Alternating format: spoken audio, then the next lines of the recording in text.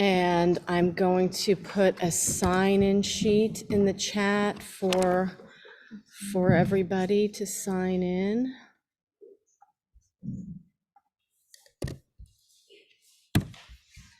I have to fix my sound so that, okay, there we go.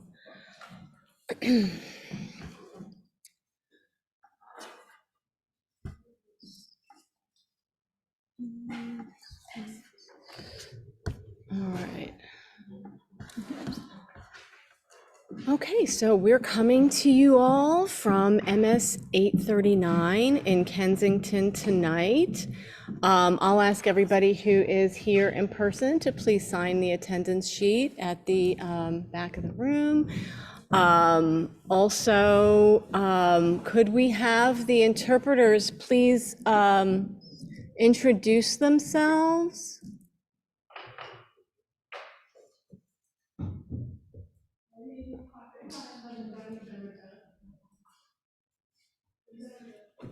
Could we have the Mandarin and the Spanish or Mandarin interpreters please introduce yourselves?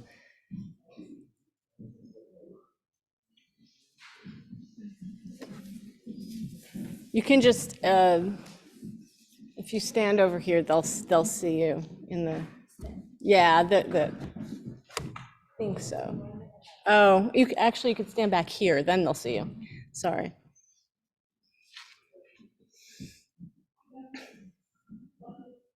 There you go. Now you're on. Now you're on. Okay. So, 欢迎大家来到这里。如果你需要国语的翻译的话，你可以来到这里，然后在后面拿机器。谢谢。Thank you so much. And can we have the Spanish interpreter?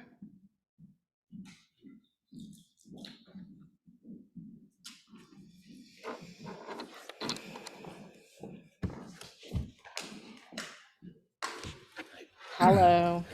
Buenas noches, bienvenidos a esta reunión.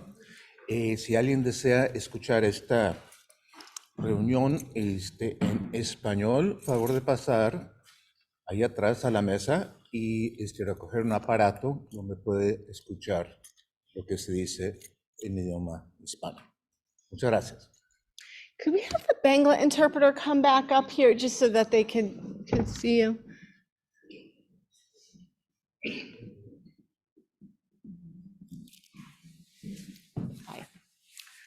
Good evening Bangla ভাষাভাষী এখানে যারা লোকজন আছেন তাদের জ্ঞাতার্থে জানাচ্ছি যে আমরা এখানে দুজন প্রবাসী আছি যারা এখানকার আজকে মিটিংয়ের সব বিষয়বস্তু বাংলায় আপনাদেরকে জানাবো ধন্যবাদ thank you again Thank you. Okay, Nancy, could you call the roll? Okay. Council member Antonia Ferraros. Yes, I'm present. Leslie King. Present. Vanessa Gonzalez Oyoka. Present. Nancy Cruz, present. Donalda Chumney, absent. Nancy Randall, absent. She's on her way. Hans Arietta. Lauren Barkin. Here. Mamoon Rashid. He did send in an excuse absence. Stanley Vidal. She sent in an absent note too. Jonathan Davis. Here. Yun Lee. Leroy Miller. So those are our new high school members. And I'm going to announce them later, but if they are on the line, and I think I see one of them, they can unmute themselves and So it's Annalie Diata and Leroy Miller. yeah, I don't see Leroy Miller. So she's not present.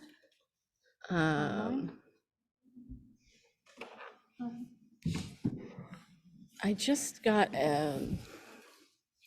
let's see, oh, there we go. Can you hear me better now? I turned up the volume on the mic. Is that better? I got a note from the ethers saying to turn up the volume. They're still not hearing anything. You just said the sound is better. Okay, all right, I don't know why that is there, I don't know. Okay, all right, so, Annalee Diata was here? She's here? Yes, I see Okay, her. okay. Okay, so we do have quorum. And I'll just put this reminder again in the chat for folks to please sign the attendance form if they have just joined us virtually. And I will turn it, we just have another member arrive. Donalda Chumney is here.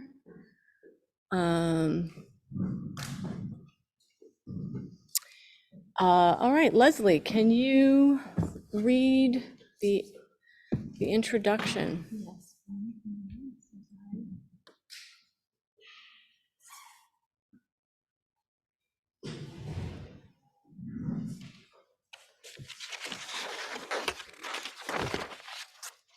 You want to read it off of here? Yeah, thank Okay.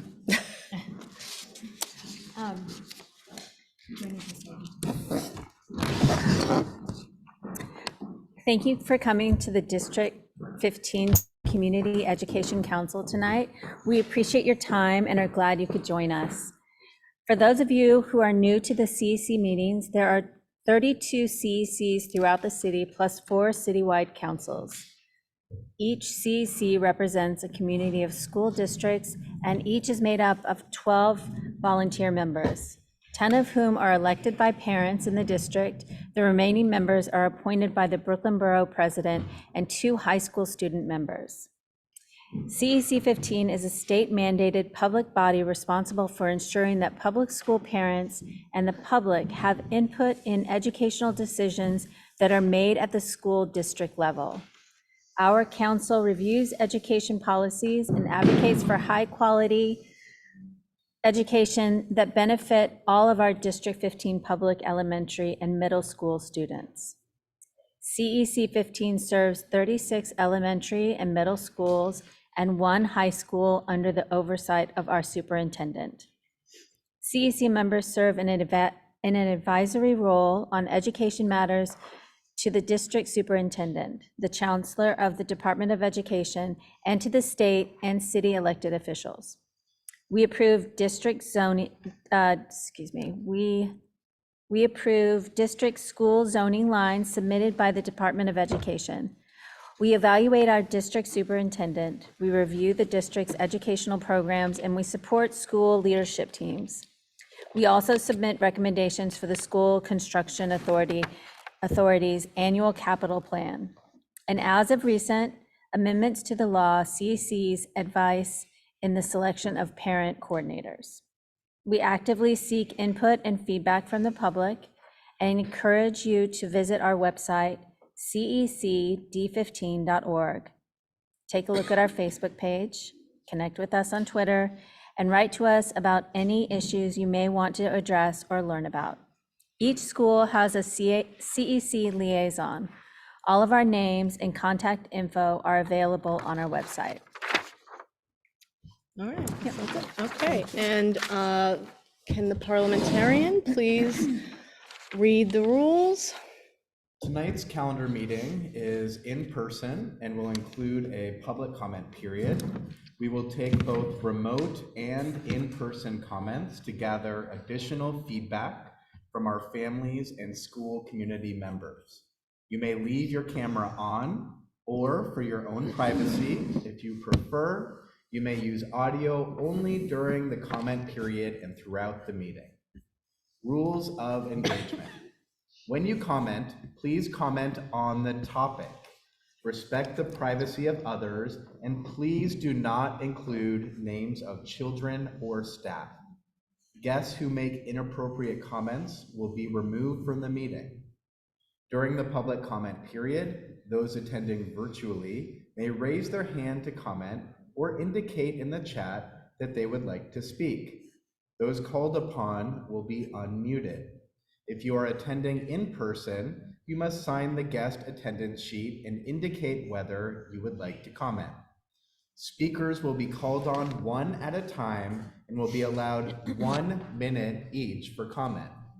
We will hear as many speakers as the time allows. It is possible that not every comment and/or question will be given time, so the best way to get your question answered is always to write to the CEC at cec15@schools.nyc.gov. CEC members will also be given a comment period. Members will be called upon and are each permitted 1 2-minute comment and/or question. If members do not have a comment, they may cede their time to the chair. Okay, great. Thank you so much. All right, we're gonna move right on to our first presentation, our Fair Student Funding presentation from, you're so excited? Okay, great, great. We've got our Deputy Superintendent. Is Larita present? Hi, yes. Let me take this. Just gonna set this up so I can see the slide. Okay, yeah, there you And will it be on here? go. I have it printed. That's fine. Behind you. But is it on the screen for? I don't know if are you sharing the screen? Yeah, okay, so she's gonna share the screen.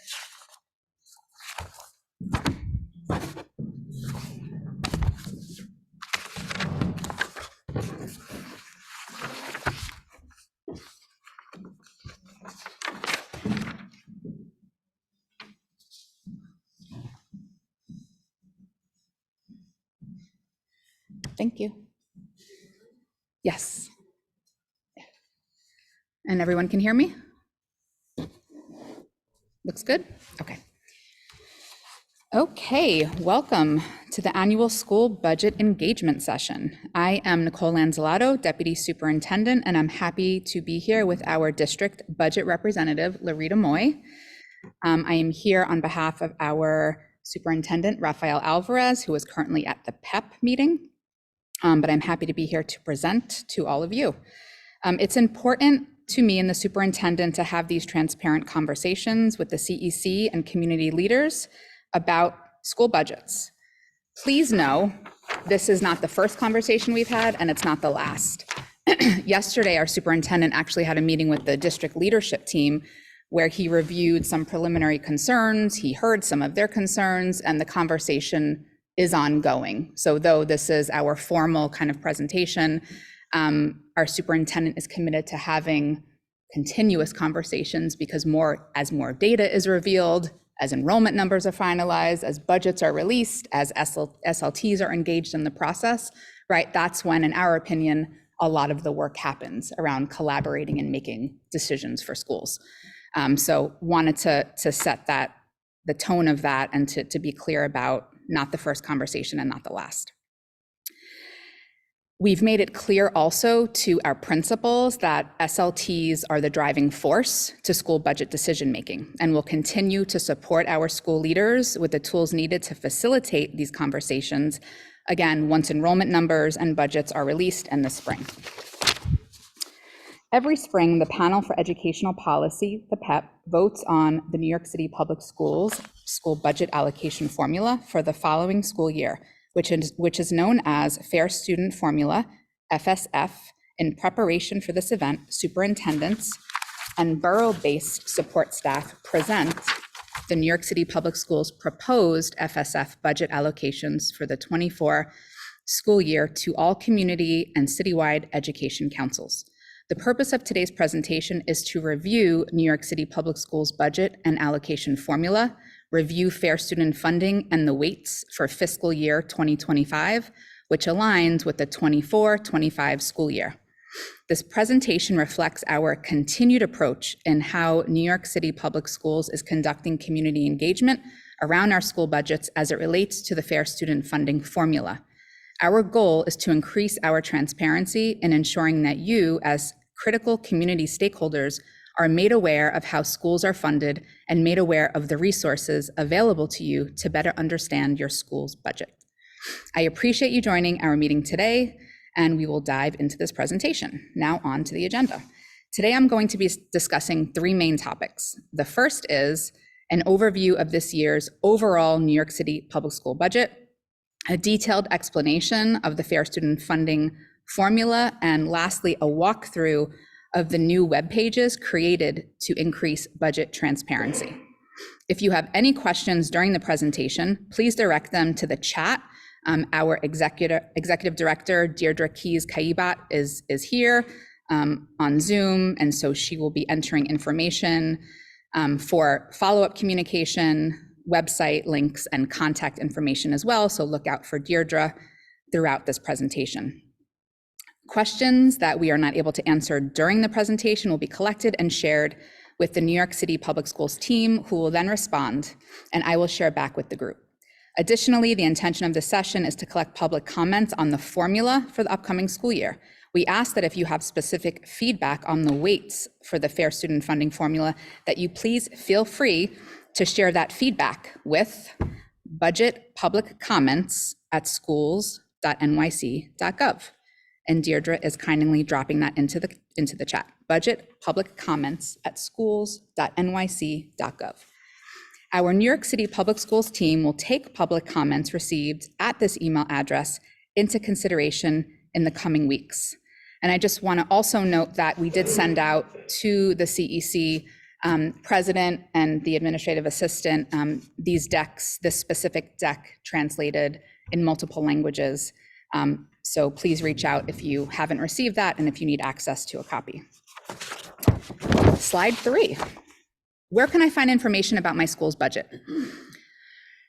While I'll be providing an overview of our overall New York City Public Schools budget and our district budget, I will not be reviewing individual school budgets. Those are accessible on our public website.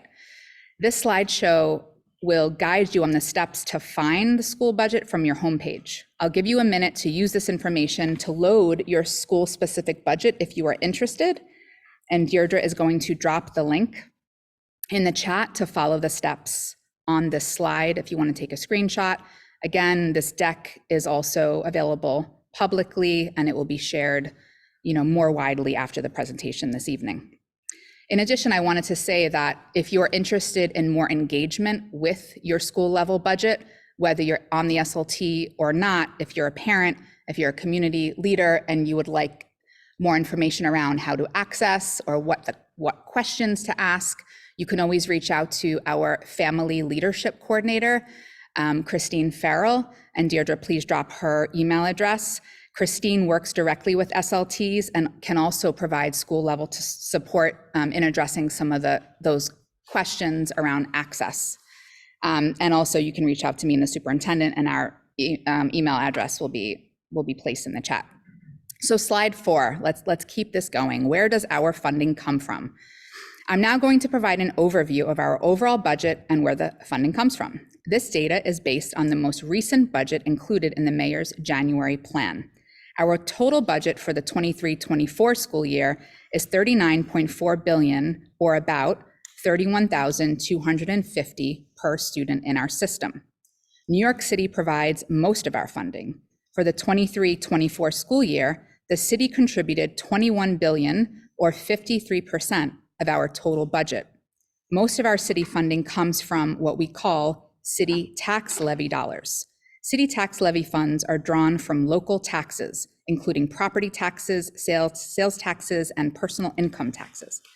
Every year, the mayor proposes the amount of city tax levy funding we get, and the city council must pass the budget into law before the new fiscal year begins on July 1st.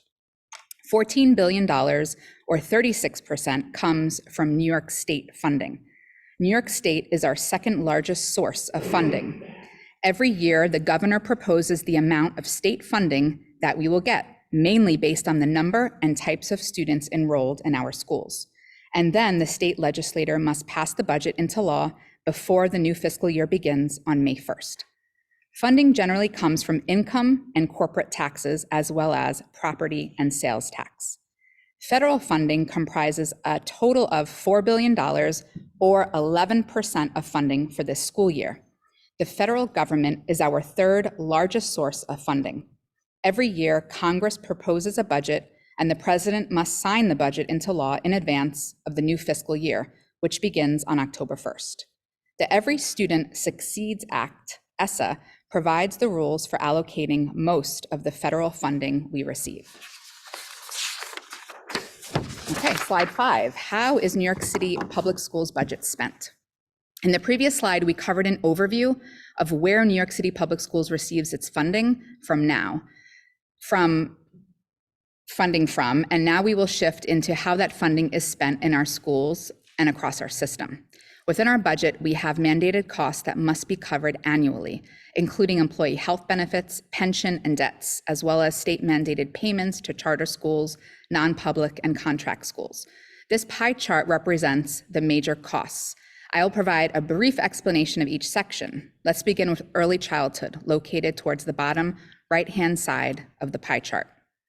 We allocate $2 billion to support early childhood, which is birth to 5 across the city.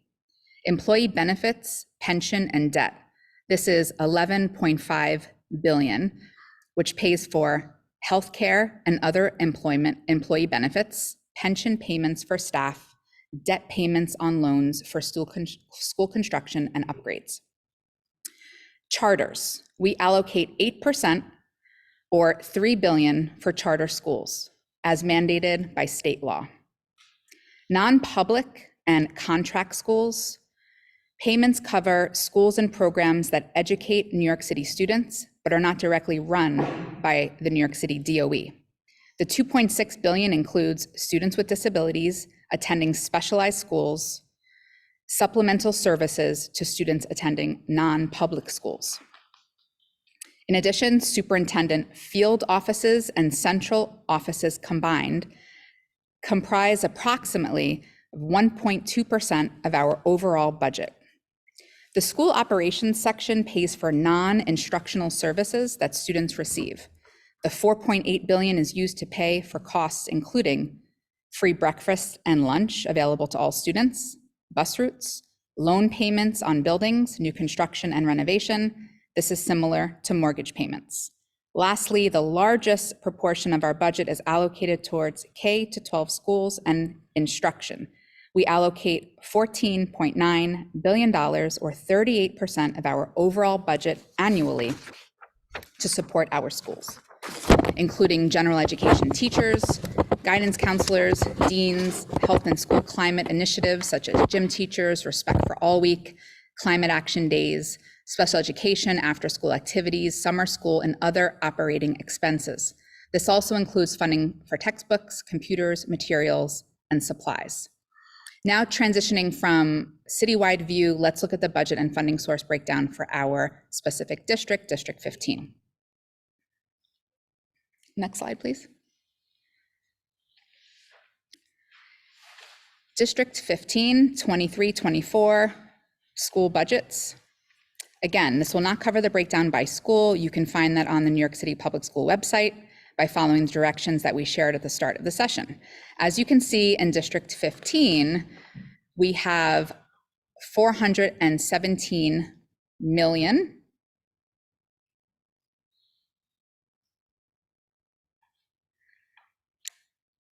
This budget covers pre-K to 12 schools serving students across those grades. This does not include District 75, since those programs are not funded through FSF.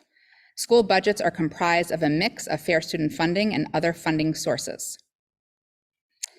We can go to slide 7. Who decides how this money is spent at the school level? Once this funding is in place within school budgets, principals are responsible for the funds allocated to schools and have a great deal of flexibility in how they spend the funding. These choices are made in partnership with the school leadership teams. As principals and SLTs create the school's comprehensive education plan, the CEP, they identify school-specific instructional needs and priorities and align the school budget to this plan. Principals work with their SLTs to create the school's budget in alignment to the goals and instructional priorities outlined in the CEP. Superintendents, deputy superintendents like myself supervise all principals in our district through this process and must approve all school budgets and their alignment with the school CEP. I want to also share that Larita Moy, who's here, the budget director, she works very closely with the 40 schools under our superintendency. Either the superintendent or myself attend all of the budget meetings, which typically begin in May. And our role is to support principals in navigating the initial budget conversation. That's the first step in our role, is looking at their data, looking at the needs of their community, looking at their enrollment numbers, looking at their table of organization, who are their teachers, who are their support staff, how many school aides do they have, how many guidance counselors do they have, how many out of classroom teachers might they have, do they have any classes that can be combined based on smaller classes in certain grades. So the conversation is through an inquiry lens, right? The accessing conversation happens when all other options, right, have been tried. All other options have been put on the table. The other thing to note, last year in our district, there were 10 teachers, and I just received an update on this data. Thank you from your office this morning. I wanted to make sure I had the exact number. 10 teachers in District 15 were accessed, and 7 of them were able to remain in our district, meaning other schools in our district were able to hire these teachers. And the other teachers decided to move on. One moved, not going to get into people's personal business, one went to another district. But I think that's an important data point, because we hear no principal, right, no school wants to access a teacher, right? They don't want to say, they don't want to interrupt a school community, disrupt a school community when students have relationships and the teacher has been there for a while. That is not an ideal situation. But the good news is, because we have such a strong community of schools and there's so much partnership happening, that we're able to really keep and retain our teachers in the district. And I think that's that's important to know when we're thinking about accessing what that actually looks like. People are not losing their jobs, and right, their health insurance isn't taken away, they're not on the streets, right? Where we're actually getting them jobs, and they're feeling like they're in a place that fits them and that they've been kind of taken care of throughout a really difficult, impossible process. And that's what we're hearing from them, even though the situation is very difficult. Okay, so we talked about the SLT and our superintendent's commitment to that process. And if you want to learn more, I think it's important too, if you want to speak to any one of us about the role the school leadership team should play throughout this process, it's training that all schools receive. Christine Farrell, our family leadership coordinator, is the expert, is the guru. She is in constant communication with school leadership teams. We're happy to review that process since it is so integral to how these decisions are made. Next slide. So what is Fair Student Funding? Fair Student Funding, or SFF, is the largest funding stream that we provide to schools. In fact, it accounts for nearly 2/3 of most K-12 New York City public school budgets. As discussed on the previous slide, the allocation of Fair Student Funding provided to schools is based on the number of students enrolled at each school and the specific needs of those students.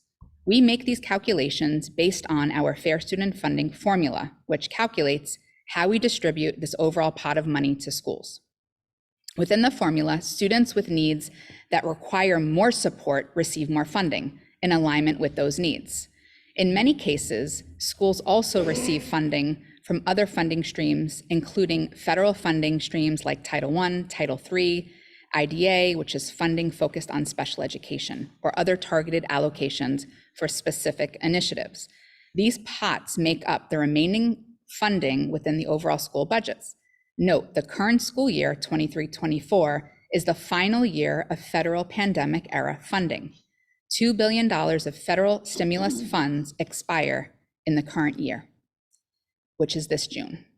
New York City Public Schools is working with our partners at the city's Office of Management and Budget, OMB, to address the cliff being caused by these expiring dollars. As a note, charter schools, 3K and pre-K, and D75 programs are funded outside of the Fair Student Funding formula. Additionally, mandated IEP-related services, including speech teachers, occupational therapists, and physical therapists, as well as one-to-one paraprofessionals, are also funded outside of the Fair Student Funding formula. Again, the money provided to schools from the Fair Student Funding allocation provides principals with significant flexibility, working in partnership with their SLTs to utilize the funding to design instructional programs tailored to the needs of their students within their school community. Funding from Fair Student Funding allocation provides for each school's basic instructional program and classroom services. This funding can be used to pay for classroom teachers, including arts, gym, and cluster teachers at the elementary school level, as well as school leadership, guidance counselors, social workers, and administrative and pupil support staff. Additionally, the Fair Student Funding allocation can pay for after-school programs, tutoring and intervention programs, as well as teacher absence coverages and classroom resources and materials. I want to talk briefly about some specific examples across our district in a conversation that I actually had today with the principal. We're looking at, this is a school that will lose Title I funding next school year, and this principal is preparing for that, right? And the cut is, it's about $800,000. And the principal is looking at the staff, looking at all of the classes, looking at all of the clusters, looking at, for example, these are real numbers, 8 school aides, right? Looking at having those kind of hard conversations and questions with their cabinet and with their school leadership team. Where can we cut, right? And these are always difficult conversations to have. And I was a principal who went through losing Title I funds. So I can tell you, and I can attest to, these are very difficult conversations to have. So part of it is you have to sit down and the data has to drive the conversation, right? So we looked at his entire table of organization. We looked at the 4 out of classroom teachers that he has. In an ideal world where there are no financial cuts, any principal, any school wants to have multiple instructional coaches, right? Who push in to support teachers, who team teach, who lead PD. That is not always going to be possible, right? Every year, budgets are going to change based on the needs of kids, based on enrollment, and based on the money that is provided to schools. So that principle, today we were going through this process around what are the things that we need to prioritize. We know we need to prioritize on special education and ENL services, right? We know we need to meet academic policy requirements. We know we need to ensure there's social emotional support for your kids. Your guidance counselor being cut is not an option, right? We know your kids need to continue to receive arts programming. There's a lot of arts clusters. Maybe you're going to have a conversation with your SLT that one of the arts does not happen during the day and instead is embedded through an after-school program, right? These are all of the tough conversations that I think are not always made public. And we want to support and provide more training to our principals to facilitate these conversations at the school level so that there is more transparency, more shared decision-making, but also just more understanding of how the constant shift in numbers changes the decisions that the principal has to make. And the last thing I want to say about that is the school over the last year spent almost $200,000 in professional development. And so when we went through all of the professional development and all of these different vendors and wonderful programs, right? There was a moment of reflection, right? Like, oh, I actually can build capacity in my school. We've done so much professional development. 100,000 of this will no longer be needed. Here's where I'm going to save, right? Why do we have 5 different vendors coming in? Our teachers, we can't sustain that anyway. Our teachers are overwhelmed. We can't do everything. We need to prioritize. So these are the constant conversations that are happening, and our principals are very thoughtful and strategic in having these conversations. And during the budget meetings that start in the spring, facilitated by Ms. Larita Moy, she's one of many people at the table. We have the HR director looking at seniority reports, right? We are also looking at unions, right? There are rights involved in this process, right? Accessing doesn't just mean, you say goodbye to the person who you think is the least effective, right? You have to look at seniority reports. You have to look at special education and E&L compliance, and you have to look at academic policy. So all of these different experts, right, from their specific division and field, in addition to me and or the superintendent, are there to initiate the conversation and then to foster the dialogue that then needs to live at the school level in community with all of you. Okay, let's move on to slide 9. So throughout this presentation, we've been talking about fair student funding and its formula. When we say fair student funding, we are talking about the money that is allocated to K-12 schools from this large pot, not including pre-K centers or District 15 programs. This year, fair student funding is $7 billion. The fair student funding formula is the method by which we decide how to allocate that funding to schools. This slide outlines the formula and how we utilize the formula to calculate the total amount of fair student funding that each school receives. Now I'm going to walk you through how we utilize the formula to determine how fair student funding each school receives, how much fair student funding each school receives, and how we determine that specific dollar amount. Off the top, each school receives a foundational amount, which is provided to every school, regardless of the number of students that the school serves. This covers per school overhead costs, such as the principal, the school secretary. Then we calculate the remainder of the fair student funding by allocating a base amount for each student per capita, and then allocating additional funding based on each student's identified educational needs and instructional programs.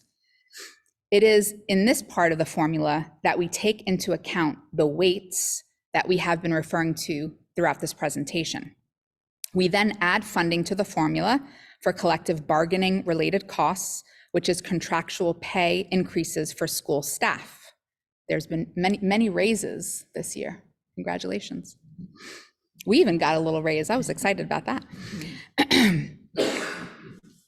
On the next slide, we'll dive more deeply into the weights that we utilize to determine the specific dollar amount that we allocate per student, so that you have a clear understanding of what goes into this part of the formula. I also want to pause here to reiterate that within this formula, we take the time to examine the individual needs of each student to determine funding allocations. We make these individualized calculations for each student aligned to their individual and specific needs and educational programs to determine how much funding would be provided to that school for each student. The next slide, 24-25 proposed fair student funding weights. Here we are. This chart shows the proposed weights for next school year. That means if approved by the Panel for Education Policy, the PEP, in April, these weights will be used to calculate the school's FSF allocation for the 24-25 school year. This slide displays the fair student funding weights for the current school year, 23-24, which are proposed to be maintained for the following school year. Here you can see the different types of weights that students can be eligible to receive based on their instructional needs or academic programs. Now, to more deeply understand the weights that we use to calculate that last part of the formula from the previous slide, the number of students per fair student funding category and their fair student funding weighted needs. Each student's weighted need is determined by the fair student funding formula. Now I will explain the different weights on this slide. For the 23-24 school year, the base weight of 1.0 was equal to approximately 4,237 per capita. This per capita is adjusted annually to reflect changes to the citywide average teacher salary. The basic grade weight is allocated to schools for all students on their audited October 31st register and is calculated by considering instructional programming requirements by student grade level with distinct weights for K-5, 6-8, and 9-12. Funding for academic intervention, AIS, is determined by student academic performance when a student enters a school using test scores from their prior year. For schools where students do not have incoming test scores in the lower grades, such as before students begin taking tests or if they do not have prior test scores, we provide funding based on a student's poverty level. Funding for special education is determined by the percentage of time students spend receiving special education services. For example, we have one weight for students receiving services for less than 20% of their week, and another weight funding students receive part-time services for up to 59% of their week, and a final weight for students receiving more than 60% of their time receiving special education services. These special education weights are then also broken out by student grade level, with a specific weighting value, again, determined based on the cost of providing the instructional program. We also provide supplemental funding that supports students who have been declassified as special education students. This funding supports students in their first year transitioning out of special ed services through the post-IEP transitional support weight. Funding for English language learners, or ELLs, is allocated based on student grade level, reflecting mandated instructional services, including bilingual and E&L instructional programming. Additionally, we have weights for former ELLs who have achieved proficiency within the past 2 years, indicated using the state designated term commanding. We also provide funding for ELLs with students with interrupted formal education, SIFE status. Students with this classification receive their respective L weight in addition to the SIFE weight. We also have another category of weights for portfolio high schools. These weights are provided to schools based on the number of students who are involved in these academic programs within each high school. Career and technical weights have different tiers based on the type of career preparation program.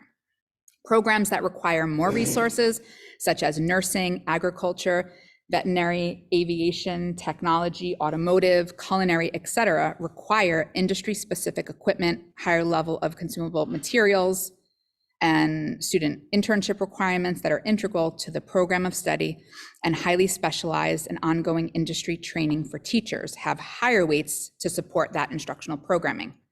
There are also separate weights for students in specialized academic and specialized audition schools, and for students attending transfer schools.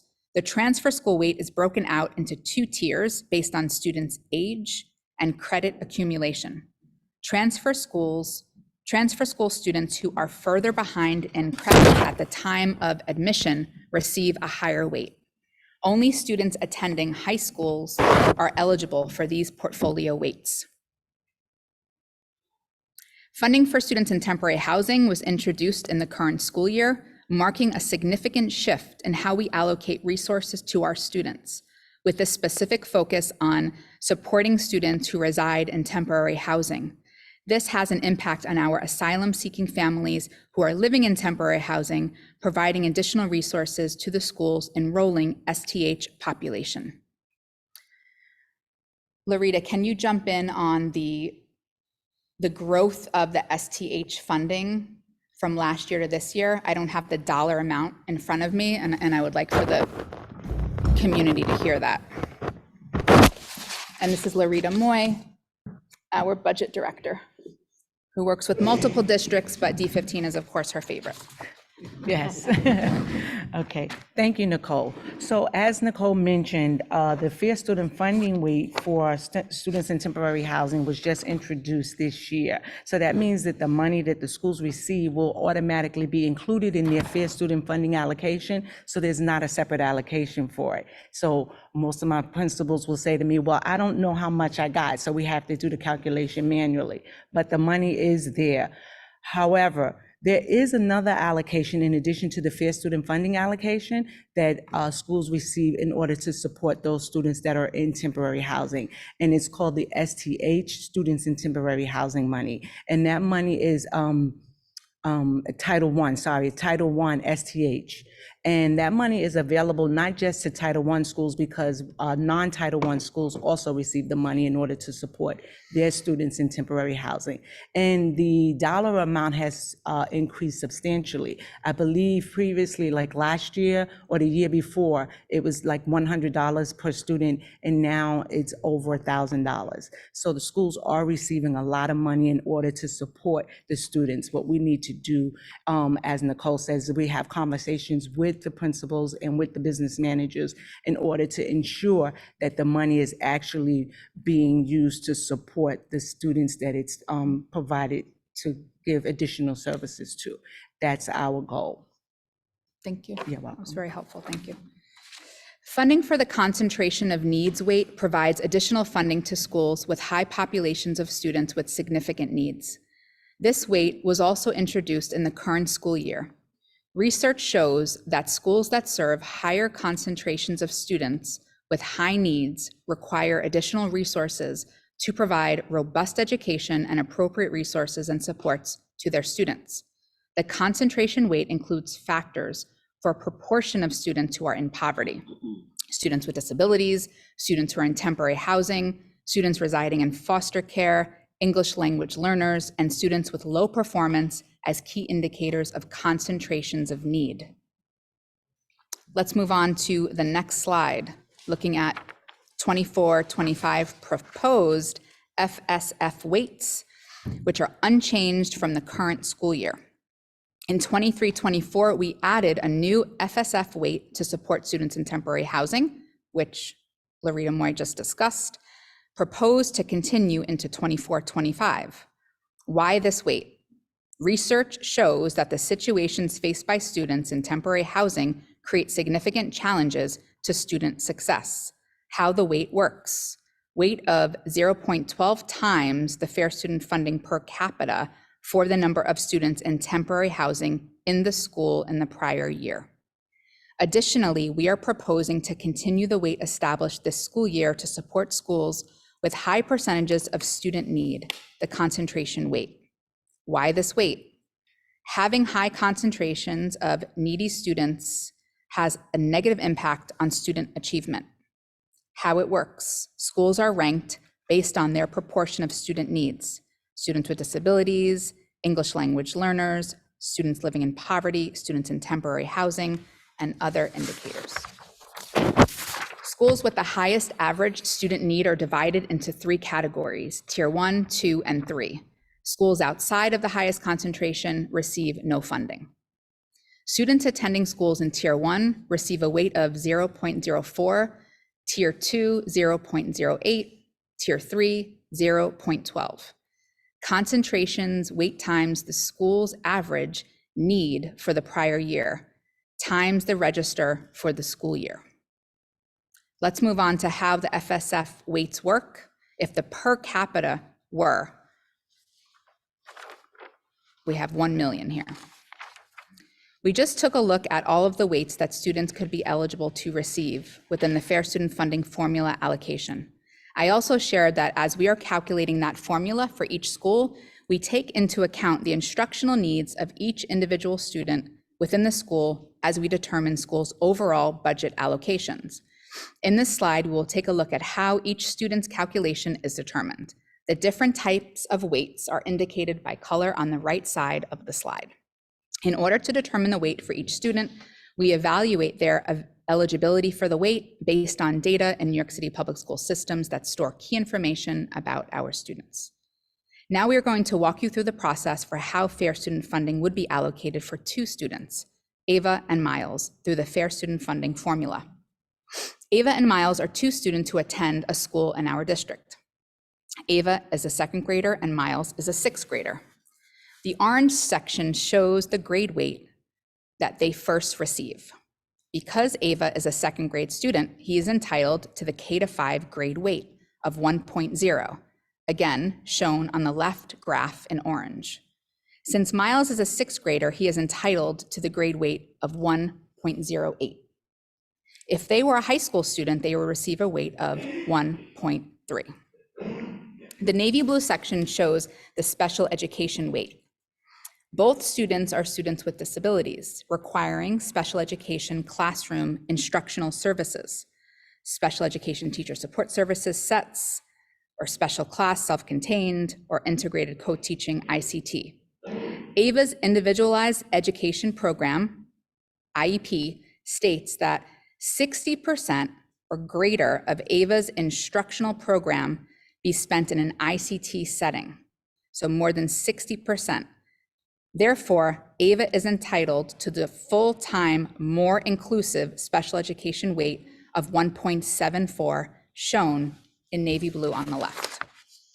Miles's IEP requires less than 20% of Miles' instructional program to be in an IEP setting.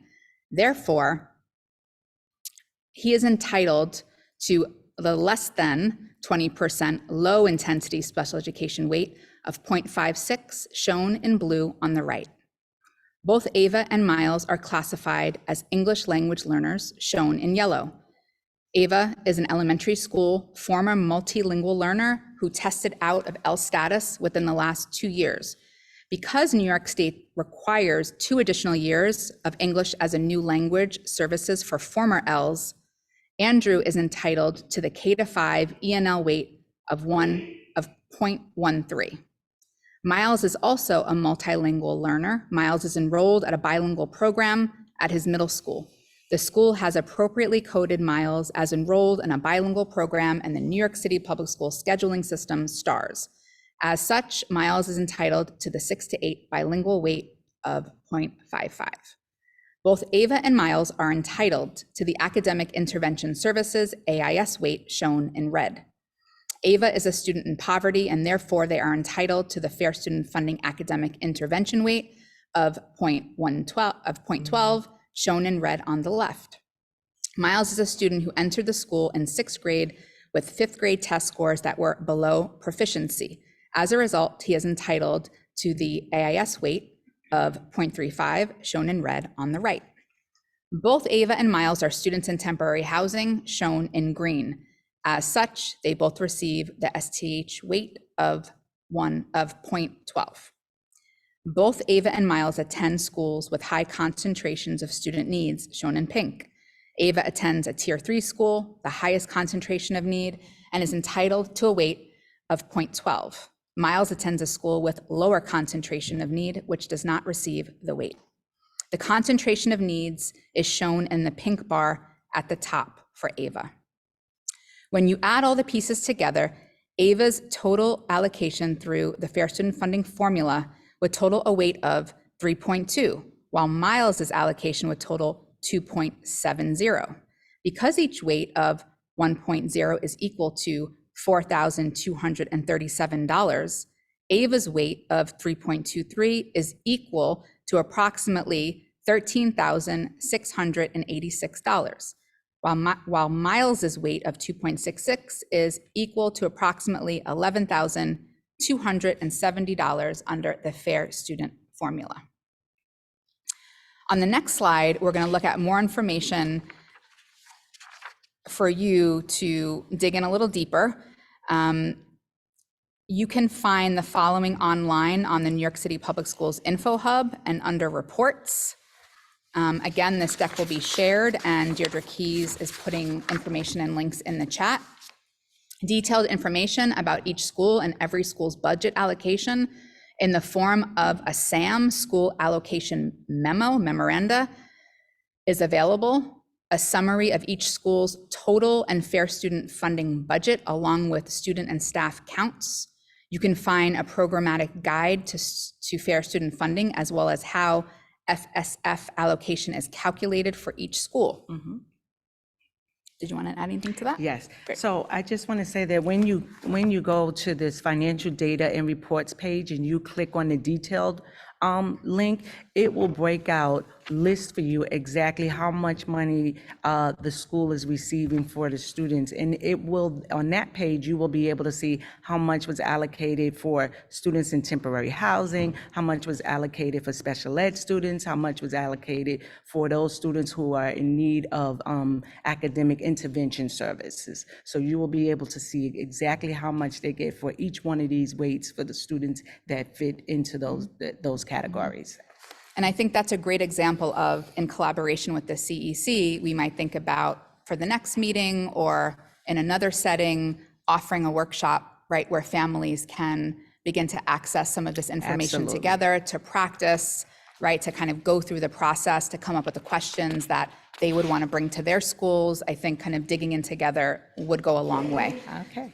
So you'll get that invite to that workshop. No, not a Yeah, problem. we have plenty of people who'd be, and maybe even having a few of our principals, right, who can talk through, you know, some real numbers and real thinking about how they're planning for their schools. Okay. Okay, so let's go on to the timeline, school budgeting timeline. In February and March, given initial budget estimates of city and state revenue, New York City Public Schools Superintendent present the CECs with the proposed fair student funding weights for the coming school year. That is this presentation, folks. In April, the PEP, Panel for Educational Policy, votes on the proposed fair student funding weights for the upcoming school year, for the coming school year.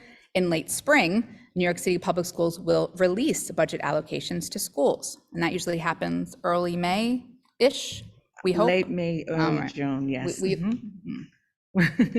Okay, if anybody's on the call who has any power, we need those budgets sooner, early May. But we'll make do, as we always do. In July, so in June, principals along with their school leadership teams proposed budgets for the coming school year. In July, the superintendent and our team will certify alignment between school budgets and the Comprehensive Education Plan, CEPs, for the coming school year. And if you have not heard of a CEP outlines the school's priority areas, articulating goals that the school is working towards, whether that's around math achievement, ELA achievement, attendance, chronic absenteeism, SEL supportive environment, right? And the idea is that the CEP drives the work happening at a school and helps to prioritize how the school spends money, right? So if the CEP says we're working on developing a more positive, supportive environment because our students report not feeling safe, seen, and heard, but there's nothing on the budget that reflects helping to make that happen or training teachers, then there is a disconnect, right? Why? How can you set a goal that you're looking to achieve, but you're not using any of your resources in order to accomplish that? So those are conversations we have when our superintendent and our leadership team, look for that alignment and have those hard conversations. And then in September, the new school year begins. It never ends for us. I'm always like, September, we just keep going. Okay, the next slide, here we go, improving budget transparency. I think this is very, very cool. So there's a new school budget at a glance webpage, and it is coming soon. But in brief, in this short summary, the current webpage will detail each school's Galaxy allocation and budget summary. And the new component is a school budget at a glance, which brings together data in one place, which is very helpful, on school enrollment, demographics, budget allocations, and the use of funds. The new look also compares school demographic information to citywide averages. Under K-12 funding for the school, you can see the school budget allocations rolled up into major funding categories. You can also see how each of these is a share of the school's budget. For this school, FSF makes up 74% of their budget. Under K-12 spending for the school, you can see the budget summary rolled up into spending categories. Classroom teachers, other salaries, employee benefits, and non-salaries known as OTPS, like general supplies, materials, books, etc. And lastly, let's look at some future changes and feedback. On the next slide, all public comments will be reviewed by New York City public school teams. Public questions and comments related to the Fair Student Funding formula will be posted on the Panel for Educational Policy PEP website. Analysis and response of each relevant question and comment will be available for review on the Fair Student Funding website in advance of the April 17th vote. Comments and questions may be directed to the following email address or phone number by April 16th, 2024. And Deirdre will be entering this information into the chat. Thank you so much, Deirdre. You can send public comments to budgetpubliccomments@schools.nyc.gov or by phone to 212-374-6754. I thank you tremendously for your time and attention today. I want to thank representation from Alexa Avila's office, and also just shouting out the elected officials. I'm going to say some names and I'm probably going to miss someone, but as we're looking at supporting our schools and sustaining the great work happening, the partnership with Alexis Avila's, for example, so involved in the community, what an amazing advocate and partner. Rita Joseph, the education chair, Bobby Carroll, right? Shahana Hanif. These partners, in addition to Rezo-A funding, in addition to grants that schools are writing, we've been able to sustain some really important programs in our schools because of the generous support and the partnerships that our elected officials have with our district. So thank you and shout out to all of you for helping to make D15 such an amazing place. Thank you for sharing your questions, as I'm sure you will have some. And we'll be gathering any unanswered questions and sharing back responses within a few days. And specifically to reach out to me, my email address is nlanzalato, and Deirdre will put it in the chat, nlanzalato@schools.nyc.gov. And Deirdre will also put our superintendent, Rafael Alvarez's email address in the chat. Thank you again, and I look forward to taking any of your questions. So we will now open it up for public comment. Why don't we begin with people joining us remotely? Is there anybody who is on the Zoom that would like to ask a question or make a comment?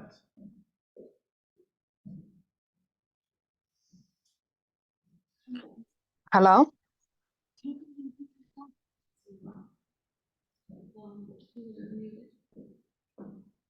Unmute it. Oh, you have to unmute it.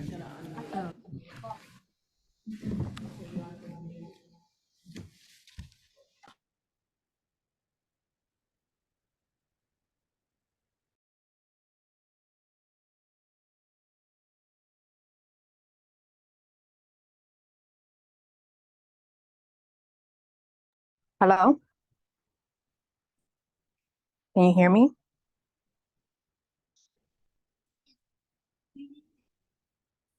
So my question is around the Fair Student Funding and how there's so much transparency in regards to Fair Student Funding with students in public schools.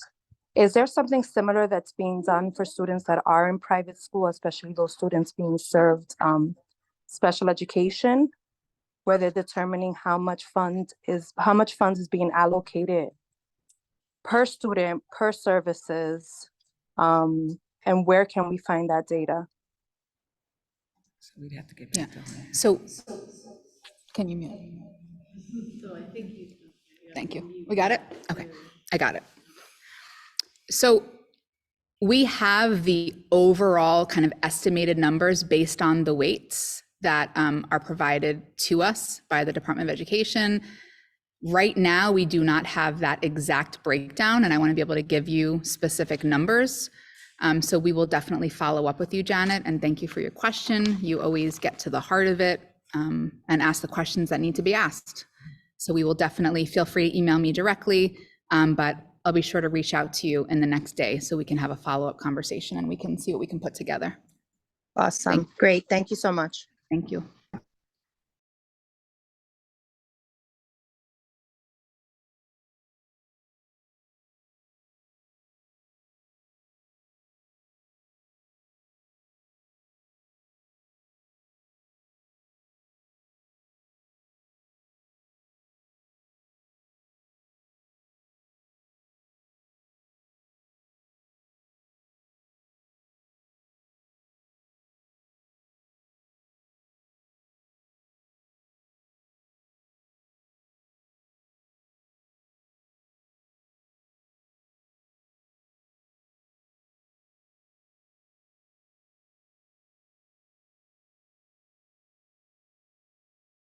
One second.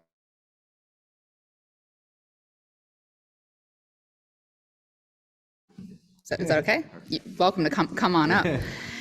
So the question was, do we track achievement and its relationship to the funding, right? So I guess you're asking to see the impact of, is the funding and the resources, right? Is it making an impact on student achievement? Yes. I mean, the short is yes. It's school specific, district specific. So we look, right, our superintendent is very focused on our marginalized, like looking at marginalized groups of students and closing the gap. And that's different. We have 40 very diverse schools, right? We have schools across Brooklyn, Sunset Park, Red Hook, Park Slope. And so even in our Park Slope schools, right, though we may have more affluent schools and students who are higher achieving, there may be a group of special education students, for example, who have not moved historically, right? And so the conversation with principals during their PPO, so principal performance observations, principals have 2 evaluations with me and the superintendent separately each year. They get feedback reports, they get evaluated, right? Their CEPs are vetted, their budgets. So we're constantly looking at their data in terms of math and ELA proficiency, in terms of the screeners that are implemented, which are ongoing, that assess students' foundational skills.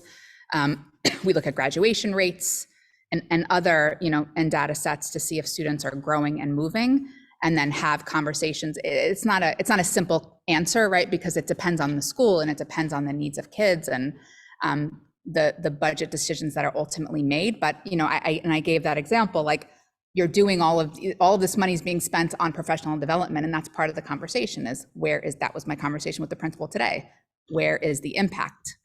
How do you know that spending X amount of dollars on this restorative justice SEL program or professional development series has supported students in developing the communication skills they need to navigate conflict, or increased their achievement because they feel safe to come to school? Like, what's the data that the school's collecting, right? Because a lot of that data isn't just state scores, right? It's about, are students showing up? Like, what classes are, in middle and high school, like, are they showing up late to certain classes? Like, the data needs to get so nitty gritty with looking at individual kids. But our focus as a district has been on each school focusing on the marginalized group of students that has not moved historically. And in the district, that could be our Hispanic speaking Ls, that could be our Black students in certain schools, that could be our English language learners from all over the world, that could be special education students. And so, yes, there is accountability. And the main way we're monitoring that is by using the school's CEP, because the CEP goals are developed based on data and the needs of students. And then the CEP is connected to the budget. So the CEP should drive the school's decision-making around the budget. So we closely monitor that. And that is a huge focus and initiative that our superintendent has brought in the last few years.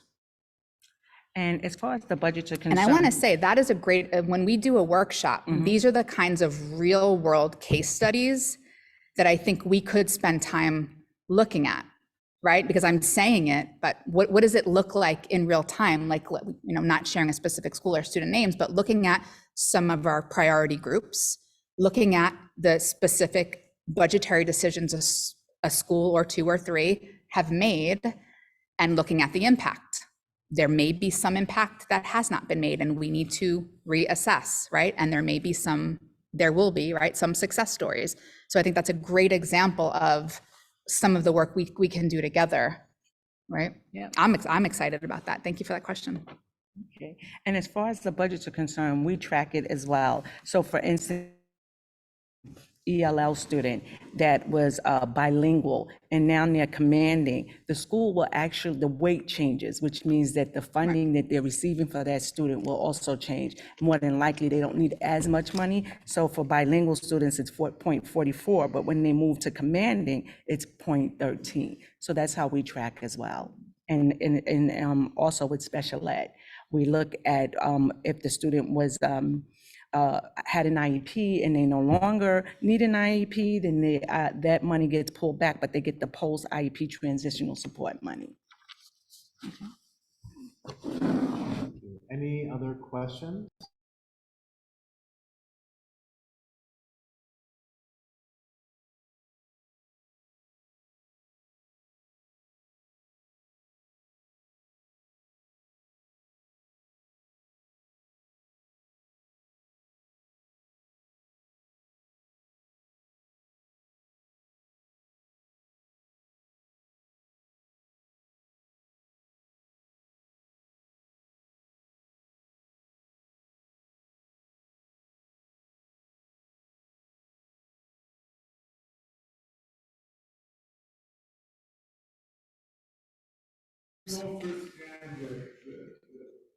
losing of the 501s, and as he says, maybe decisions are made data driven, right? So it's like, and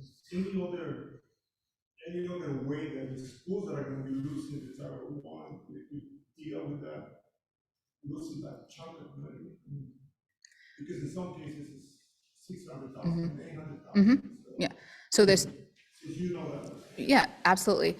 So there's 2 schools currently in our district under our superintendency who are next year experiencing the loss of Title I funds. Every school has a transitional year. So both of those schools this school year had that transitional year where they begin to plan, they begin to tighten things up, they begin to, for example, again, the principal today, he made a decision, and you supported him with this because he told me, because he's losing money next year, all of the supplies, equipment, materials for next year, he purchased this year, right, under OTPS. So there are ways that, principals prepare. It doesn't mean that something's not gonna, something may still get cut, right? And maybe someone's gonna get excess, right? I'm not gonna say he figured it all out. There's going to be some impact, and there will be some difficult decisions to be made, but we very much are involved in that process. I mean, Larita Moy meets with the principals constantly, but especially those who are, I was a principal who went through it, and I met with her all the time. So I can tell you firsthand, there's a lot of conversations and a lot of support, and also thinking outside of the box, right? How are you leveraging your PTA? If not your PTA, your relationships with your elected officials, or are you applying for, funding that's out there and available? Do you have a grant writing team? Like, these are all the things, do you have the 4, I gave some of the examples, right? The 4 out of classroom teachers. Do you have 8 school aides? Can you make it with 6, right? Or do you have some paras that are being funded by Fair Student Funding? Because maybe one year you had a lot of extra money, and who doesn't want more support in the classroom? So maybe I hired additional 4 paras, even though they weren't IEP mandated. As a principal, I may not be able to afford that, right? Moving into next year, it's not an IEP mandated service.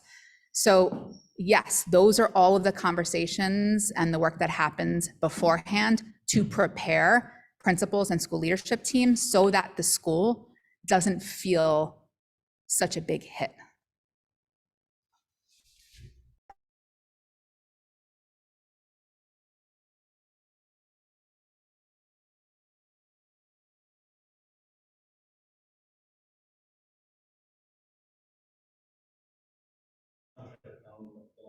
I heard a lot. I came a little late, but it was very good explanation. It's very self-explanatory. Thank you. Hans? No other questions. Lauren? Donalda? I also do not. Thank you for your very detailed presentation. Leslie? No, thank you, both of you. Nancy? Yes, I do. Thank you. That was an excellent presentation. It's a lot of talking. Yes. I have a question. So with regards to the question that Janet I'm sorry if I missed.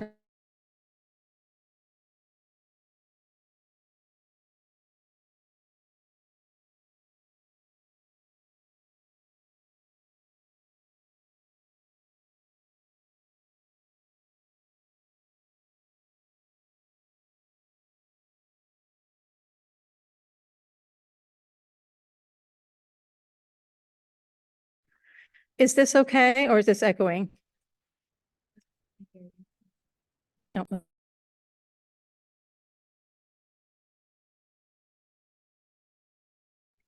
Sorry. Okay. So, so just about the question that Janet Mart asked, and I apologize for not pronouncing your name correctly. I just said that I think I'd like to see that shared with the general community. There's 5.6 billion that goes to charters and to the private schools. And it would be, I think it's important to understand how that money is allocated and spent per child. What happens in the charter schools? Do we just give them 3 billion and say, go with it? I personally have been watching lots of TV commercials of charter schools.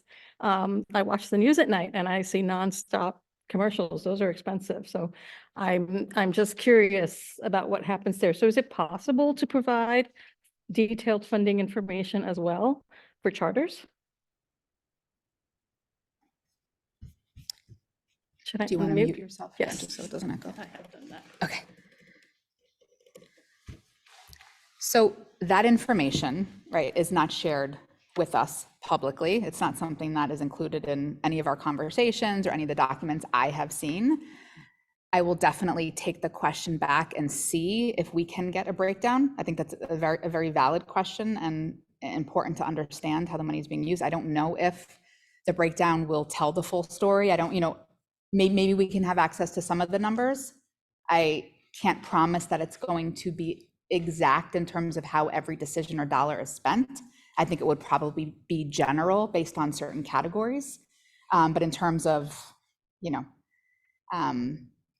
promotions or like, I can't, I haven't seen anything that would say X amount of dollars, charters are able to spend X amount of dollars on promotional material or right, like that kind of thing. So I don't want to promise like that level of detail, but I can definitely look at how the money is bucketed. And maybe there's an instructional bucket, maybe there's an operational bucket, maybe there's a, right? So I think that's probably reasonable in terms of, but we will do our due diligence to find as much information as possible. I don't know if it's going to be as specific or detailed as you would like, as we would like, but I'll certainly work on getting it.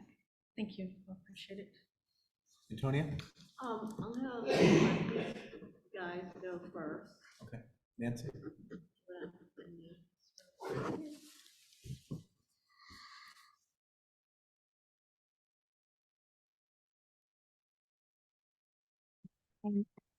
Hear you on there. Okay, can people hear?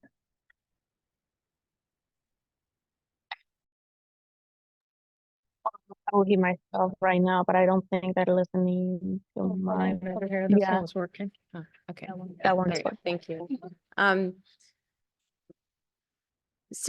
I think it's really important what you just brought up, Nancy, about the charters. And then the other thing that I just want to add to the problematization of fair student funding, and this is not something that we are going to solve in this minute, but just to share with the community that one of the ways that schools are able to allocate more of the fair student funding that they receive to, for example, salaries for top teachers is then the schools that have huge PTA funds are able to take a lot of that PTA money and allocate it towards other supplies, other programming, other things that their schools need. And of course, this is one of the issues that lies with the segregated living system that we have in the city. So going back to how do you solve that? And this is something that obviously the President's Council is constantly discussing and trying to figure out, but just something to bring to light that just adds to the numbers as schools receive these numbers don't actually live in the same way at all of these different schools because some communities have so much more additional PTA funding than other communities do. That's true.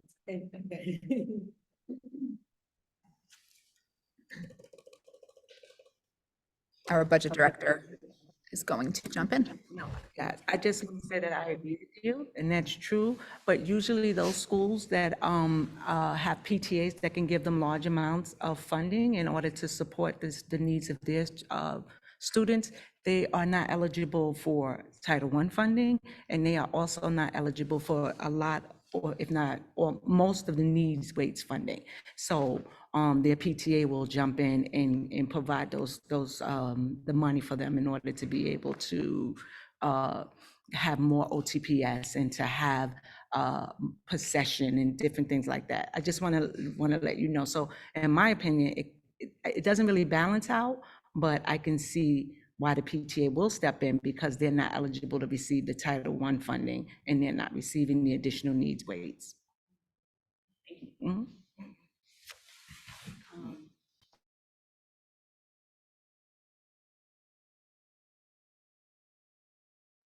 question.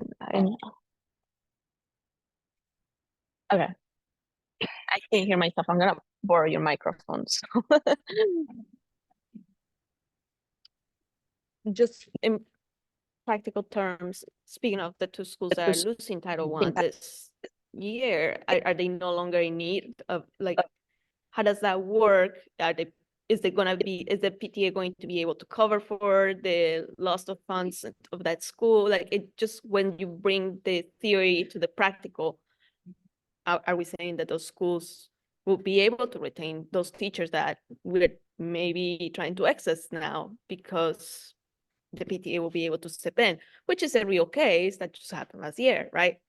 So it doesn't seem too much up to me. So I'm not saying that the PTA is going to be able to make up for the loss of the Title I funding. Okay. Yeah, I'm in no way saying that the PTA will be able to make up for the loss of the Title I funding, but remember that Title I money is granted based on economic need. And so when a school loses Title I funding, it's because the students that are now enrolled in the school are no longer eligible to receive the funding based off of the economics, right? The parent's salary. So the threshold still in Brooklyn is 60%. That is right? correct. So if the school goes below the 60%, that's when the funding is taken away, and the school has a year to plan for it, kind of using some of the processes and out of the box thinking, right, in order to sustain the great work, and also make some difficult decisions if classes, staff need to be right-sized, which is the term that we use. Yes, exactly. Right, to think about, we say excess, but that's not always what needs to happen, right? Right. Sometimes it's, you've had a coach, providing professional development for the last few years, and now that coach needs to go back into a second grade classroom, right? So sometimes it's those shifts, not ideal, but the reality of the moment, right? And it doesn't mean that all of the programs at the school and then the students don't get any arts, and the students, I think, like, we think about that like worst case scenario, right? And sometimes things are cut and it is difficult, right? I'm not downplaying that. But our schools who lose Title I, the idea is the money, they're not as much of a need, right? One can argue that is true or not true. The reality is that's what happens. 60% is the threshold. That is the number. We don't have control over that number. And then the principals with their SLTs have to figure out, it's difficult decisions to make while also sustaining the great work. And in District 15, we do a really good job sustaining the great work. Absolutely. And when we talk about right sizing the school, as Nicole said, we don't always mean to excess. Sometimes we also tell them that some of the schools to share, they may be able to share a teacher, right? So that now the school is not losing the program, they're sharing a teacher, like an art teacher or music teacher, gym teacher. You know that. Yes, they're able to share. And then there's also F status, where they can bring someone in that's not a full-time teacher, but they can work up to 4.5 days a week in the school. And the good thing about F status is that they don't roll over, the jobs are not guaranteed. So it's based off of whether or not the school can afford it. If the school can't afford it next year, then they can either decrease the number of days that they have the person, or think of another way to provide the service. As Nicole said earlier, it could be part of an after-school program.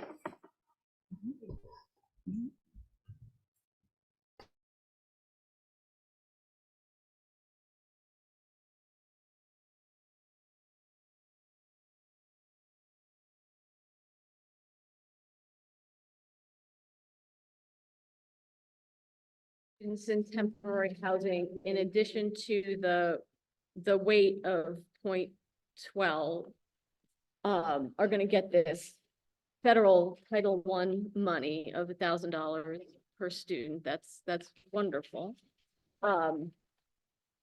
When we advocated for that weight, District 15's long advocated for that student temporary housing weight. when we initially advocated for it, we sort of envisioned it working the same way that the weight for the ELL students would function, in that if the student left that status, that weight would still carry for 2 years. Is that the case with the students in temporary housing weight? I don't believe so. I don't think so. No, I don't think so. But that is how it functions with the ELL students, right? It carries over with them for a couple of years after? But the estimated weight, I believe that once the student is no longer in the building, or if they can still be in the building, but they are no longer considered in temporary housing, they're no longer eligible to receive that weight. Ah, well, that's disappointing. Mm-hmm. And the other questions I have, does this report reflect the mid-year adjustments that occurred in October and December? Does it account for those mid-year adjustments? So when you talk about the mid-year adjustments, what do you mean? Does it show where the schools lost money and where the Yeah. schools gained money? Yeah. I'm sure it does. Because with regards to the mid-year adjustments, some schools may lose money, but then it doesn't mean that the money is leaving the district, because then there may be another school within the district that has gained money, and so the funds follow the student. Now, I'm not exactly sure, but I'm sure that this report is proposed for Mhm. next year. Mhm. So it would not reflect this year's mid-year adjustments. Oh, okay, I see. Sorry. All right, okay. And this other question is, it's great that schools with students with special needs get more funding, but what happens if the funds received are not enough to cover the cost of the services that those students require?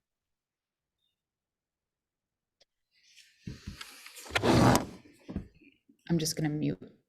Mhm. I think I'm muting over there, so it doesn't echo. So, I mean, that's really an individual case by case basis. The question around, what students require, I can't speak to that directly, because every student, based on their IEP and their individual needs, require different services and supports. If a student is, moving from a self-contained class, for example, into an ICT class, right? It's least restrictive, but it's also more money, right? Because it means that the student needs to be in a classroom with 2 teachers, right? So it's a constant ebb and flow, right? It's constantly moving in terms of the services students are receiving based on their needs. The idea is that students receive services to build their independence, to build their skills, so that they no longer need that paraprofessional, so that they no longer need to be right in a classroom with 12 kids separated from their general education peers. It depends. If the student still needs speech services, those services will be provided, right? If the student needs OT, PT, so it's really based on the individual student and the needs of that child. I can't speak generally, right? I would have to. I think the question was about breakage, basically, and about, if you really need 9 or 10 students with IEPs for an ICT to pay for the special ed teacher's salary. Okay, so you that's. only have 7 students. That's Johanna, right? Is Yeah. that Johanna? Yes, that's Johanna. Okay, so what Johanna is referring to is for the ICT model, right? Where there's special ed and gen ed students in the classroom at the same time. When there is breakage, then and the school doesn't have enough money to support the additional teacher needed, then what has to happen is that I then have to be able to collect the documentation needed in order to apply for appeal money so that they can get the teacher that is required. And the appeal goes through because we have to service the students who are in our schools. Right, and so right? that's something that I work alongside with Alan, the administrator of special ed. We'll take a look at it. We'll try to come up with different ways to make sure that the student services are being provided. But with regards to breakage, we don't just say, okay, we're not going to give you the additional money, even though you need the teacher. We will do that once we can show that the teacher is actually needed. I know that there are some type of exceptions that are given as well. But I'm not going to go into that because that would be the administrator of special education. But when he comes to me, the AZ, and says we need another teacher because there's no way for us to be able to put all of these special ed students into this classroom without being out of compliance, then I'll say, okay, send me the documentation and I'll work along with my senior leader in order to get the funding that the school needs. So it is true that the funding is not automatically provided to the school. That is true. There is a process, and that process involves some data gathering, a meeting, and additional paperwork for Larita, and unfortunately for the principal. There are no classes in our district. There are no students who have ICT on their IEP who are in a class of, let's say, an ICT class, right? 60-40 is the breakdown that we shoot for, right? 60% of the students in the class are general ed, 40% have IEPs. Clearly, that's not always a perfect formula because it depends on who the kids are in that grade, their needs. So if there's 7 kids instead of 12, right, there's no school or class where those 7 kids are not getting their special education support through an ICT teacher because they're not meeting the 40%. That doesn't happen. Is there a bureaucratic level of appealing to prove that there is a need? Yes, it always gets approved and it is a very quick process.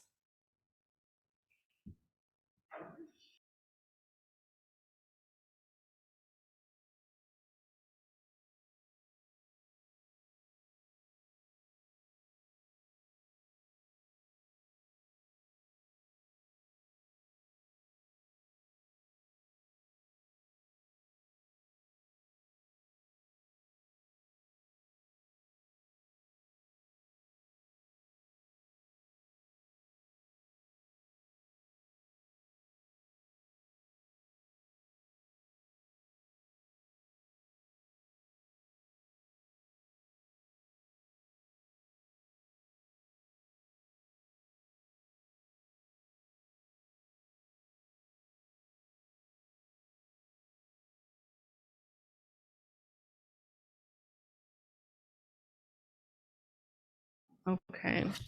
All right. Good evening, everybody. I hope you all were able to enjoy your winter break and the final days of Lunar New Year.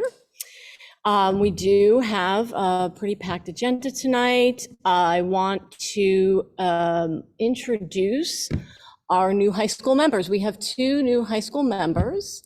High school members, they're not, just so you know, they're not voting members. They don't count to the quorum, but their opinions and their experiences are very critically important to the members of the council. And we have members Leroy Miller and Annalie Diata. They'll be attending our meetings going forward. I believe at least one of them is on the Zoom. And I wanted to give them a chance to I wanted to give her a chance to introduce. Annalie, are you there? Yes, hi. Okay, she's here. Can you unmute her?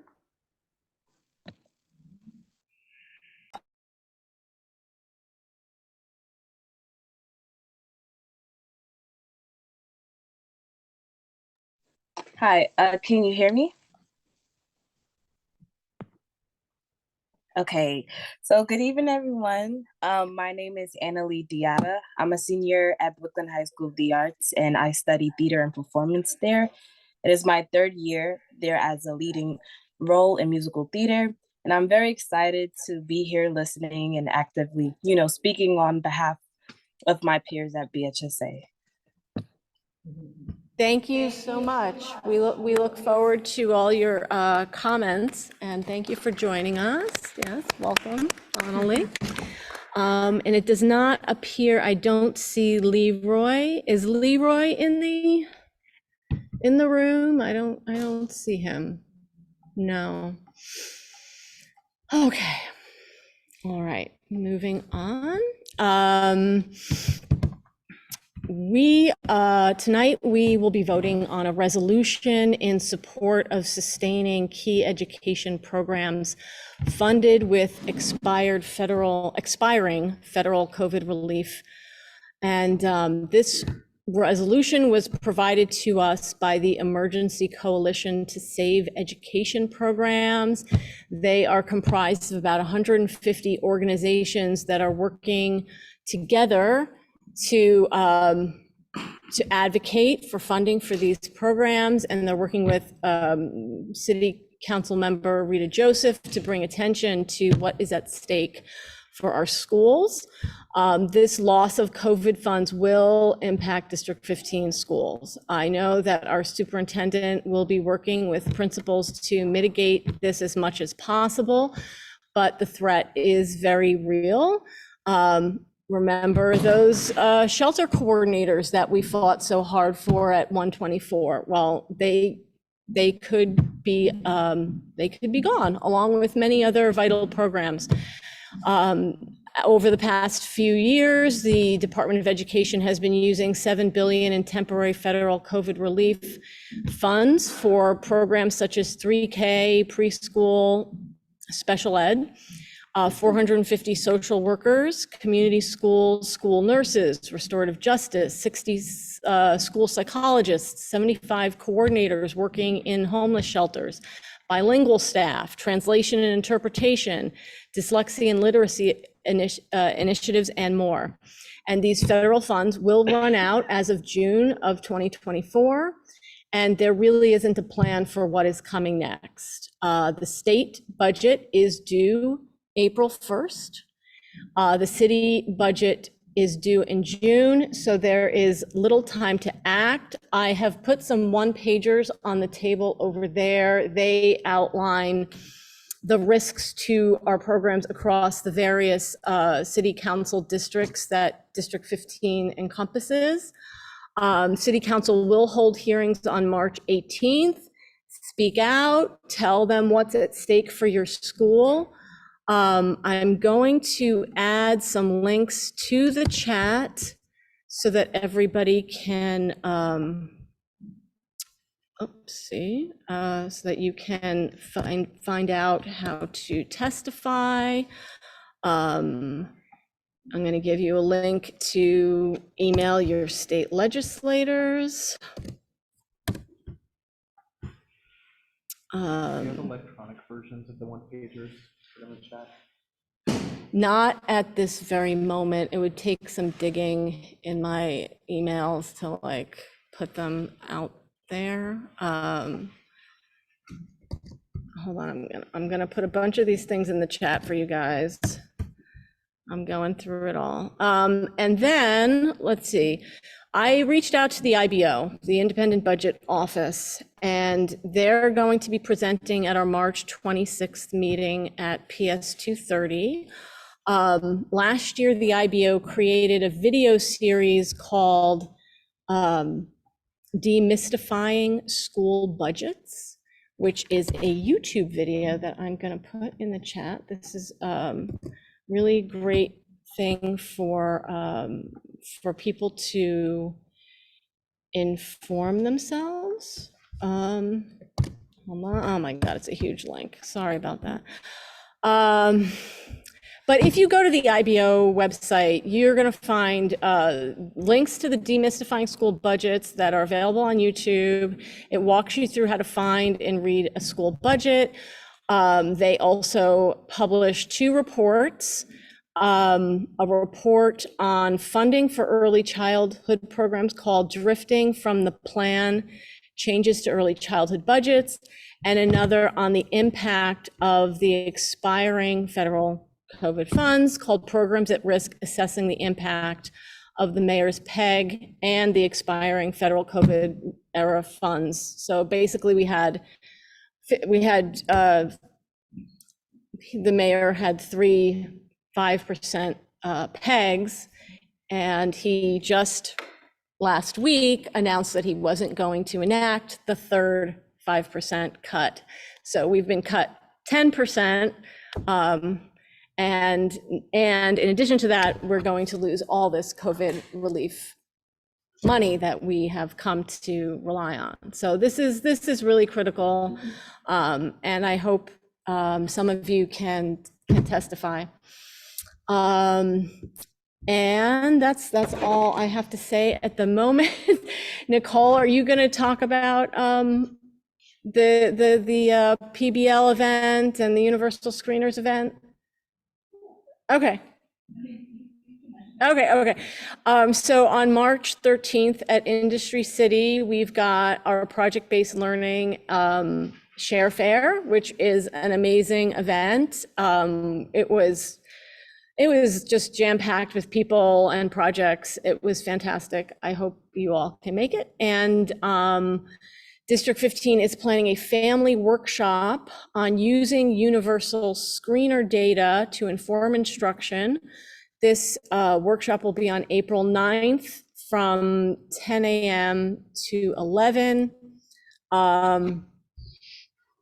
I don't have that. You have it. Okay. All right. So I will turn it over back to you to give them the QR code for all that. Yeah. I'm turning it over to you to do your presentation. Yeah.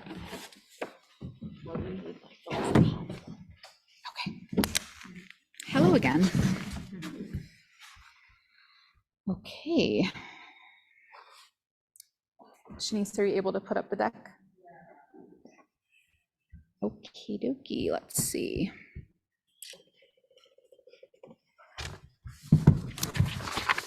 Okay, so I will do my best to be short and sweet.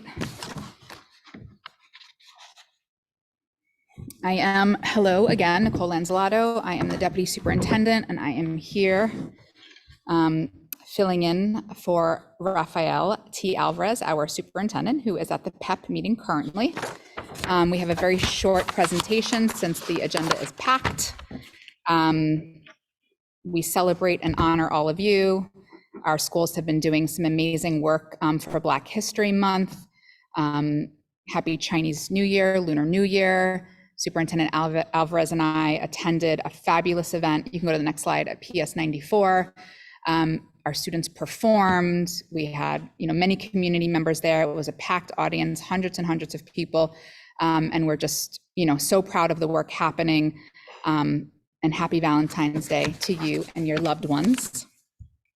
Next slide. We honor Women's History Month and happy St. Patty's Day to those who celebrate. Be safe, your parents, your educators, we're watching. The agenda, okay, so we're gonna do some quick celebrations. We're gonna shout out some of the amazing work that happened at our art showcase, and we're gonna talk briefly about some updates around students in temporary housing and the screeners, the academic screeners. So this is a slide where you can see some pictures that happened. This was our first district-wide arts showcase. Thank you so much to Principal Vecchiano for hosting at Brooklyn High School of the Arts. You can see the audience. It was a jam-packed evening, hours of performances, every kind of performance you could possibly imagine. One of our superintendent's goals in coming to District 15 was to unify the district across neighborhoods, across schools, across languages, across cultures.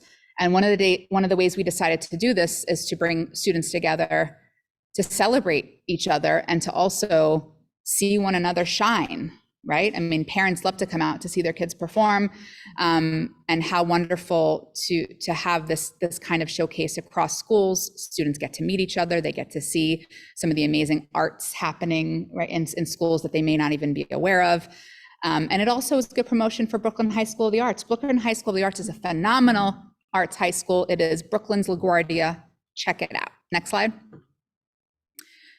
These are more photos. Again, thank you so much to all of our schools participated, every single one of them.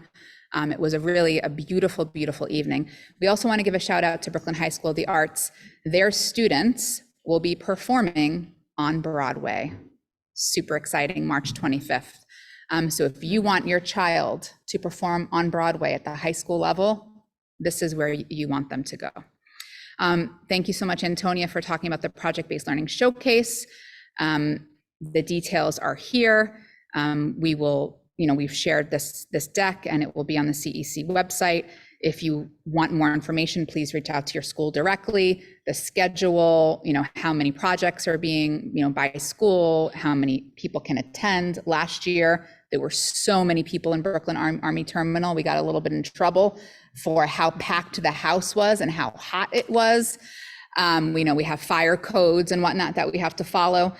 So, we had to tighten up the schedule a little bit. So, just look out for the schedule from your school's leadership and parent coordinator. Our newest New Yorkers, we wanted to give a really brief update on some of the data that we have. Across the city right now, currently 35,000 students have entered our city and our school system. Number of newest New Yorkers in our district, as of now, this moment, from July of last year, we have 398 students across our schools. There are 8 shelters in District 15. And an interesting data point for us is the average attendance for our students in temporary housing right now is 88%, which, we're proud of that number. We want it to be higher, but we are, aware that we're above the city average and above all of the other, schools in Brooklyn North. So that means students are coming to school, right? For the most part, chronic absenteeism is not something that, we want to celebrate, but we do want to celebrate the fact that our most vulnerable students who have experienced the most trauma and who have had interrupted education and who are navigating language, right? Learning a new language, being in a new place, and everything else that comes with that, they're coming to school, right, at a higher rate than in some other places. So that means that our schools are welcoming them and they're providing the academic supports necessary. And we're seeing how our schools and our principals are actually using some of the STH monies in order to make this happen, right? Different incentives, different tutoring programs, providing the materials and the resources that kids need, providing parent workshops, ensuring that translation is available. All of those things cost money.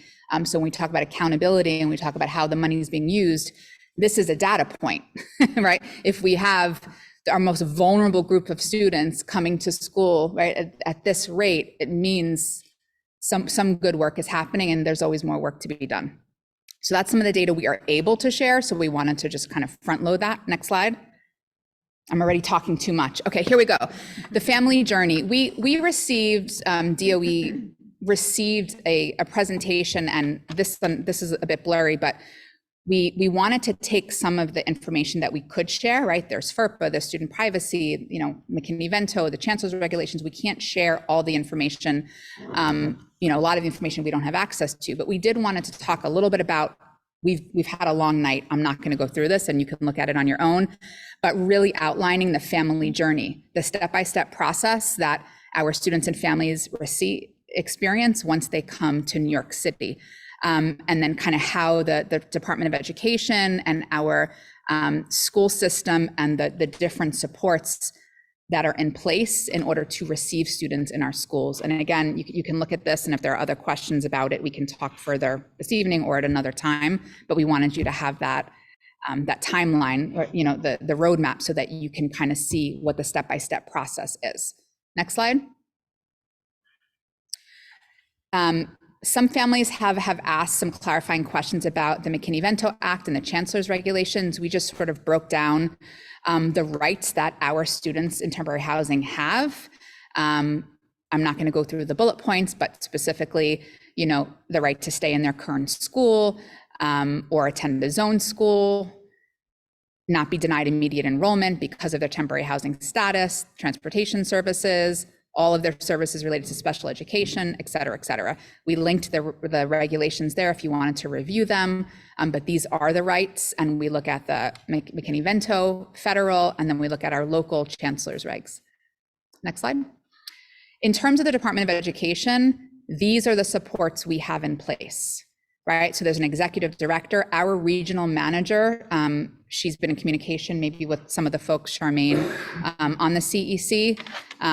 if we ever want her to come to a meeting and to provide a presentation on how students in temporary housing are being supported, we can do that. We wanted to show you kind of who is working within this office, right, at the central office, and then at the level in terms of the family, the assistants at the shelters, in terms of the community coordinators, in terms of the Bridging the Gap social workers. These are the positions that are in place that currently support our STH students. Next slide. Some of us have brought up, there have been questions around the 60-day letter and which students in our schools have received the 60-day letter. We have not received that data. It's not data that we actually requested it from a few different divisions in the DOE, and because of the privacy laws, that information has not been able to be shared. But in conversations with our principals and gathering our own internal data, it is clear that there have been families, right, in District 15 schools that have received a 60-day letter. That has happened. Clearly, the schools in Sunset Park and 124 have experienced that.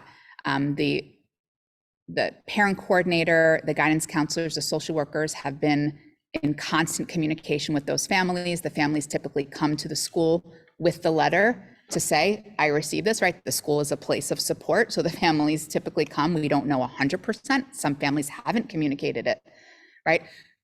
Many families do, and they come to the school with the letter and they, seek support in terms of transportation, in terms of enrollment, in terms of, what is this going to mean in terms of my child's education or my child's special education services. And so there's a lot of communication that happens. And we actually had individual conversations with all of our principals to gather this data and to assess how their teams are providing supports to families who have to experience moving from one shelter to the next. And because District 15, is such an amazing district, and our schools and our school teams are so involved and so committed, we were really happy to see the systems and the structures that are in place at the school level. We included the letter here so that you can see it, right? And you can kind of see what families receive, the information that's given to them, and then kind of the supports that are in place for them. Because as we're advocating and supporting families, it's important for us to know, not only what their rights are, but what information are they receiving, right? So that we can engage in these conversations. Next slide. Okay, academic screeners, I'm moving so quick. We've seen growth, right? We've implemented 2 screeners across our entire district. It helps with consistency in terms of coherence. It's hard to analyze and assess, right? Apples to oranges. So now we have 2 separate screeners, Acadian's MAP, not going to go into detail. The good news is that there is growth, right? There has been growth. The gap is starting to close. And we're seeing that specifically with our Black students. And we've been, really laser focused on looking at our Black students and our Ls, our Hispanic Ls in our district, because historically that's where the gap has lived. And for all of our students, there's been a decrease as well in both ELA and math, and a decrease in terms of the gap. So we're seeing that students are making progress. We won't know the full story until the end of year, right, in terms of how students have progressed throughout the year, and we will present on some of that data closer to the end of the year. What I really wanted to say about this, next slide, why we use universal screeners. I'm not going to have too much time to go into this, but you can just kind of run through it. Universal screeners are essentially a tool that we use to address students' foundational skills so that teachers can differentiate instruction.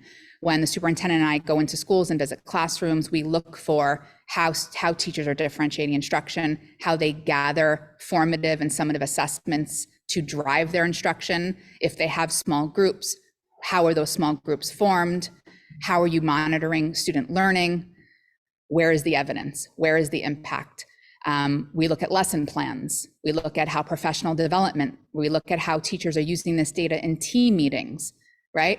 Assessment data is one piece of data, right? It is not the full story about a child, but it is a piece of data. And we're really impressed with the ways that our principals and our school teams, teachers, are using the data to drive instruction. And that's essentially why we wanted to host the workshop, which is coming up, next slide, so that families could gain a deeper understanding. So please join if you can. It's on April 9th. You can, click the link, the barcode there, and we'll send this out also so you'll have a copy.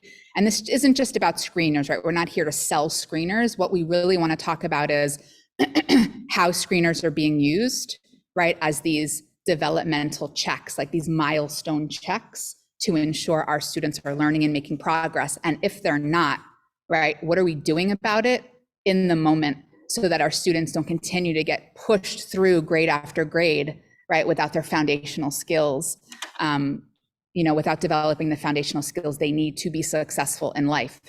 So this workshop's also going to talk about the parental role and also some technical aspects, like how do you access this data? What questions do you ask during a parent-teacher conference?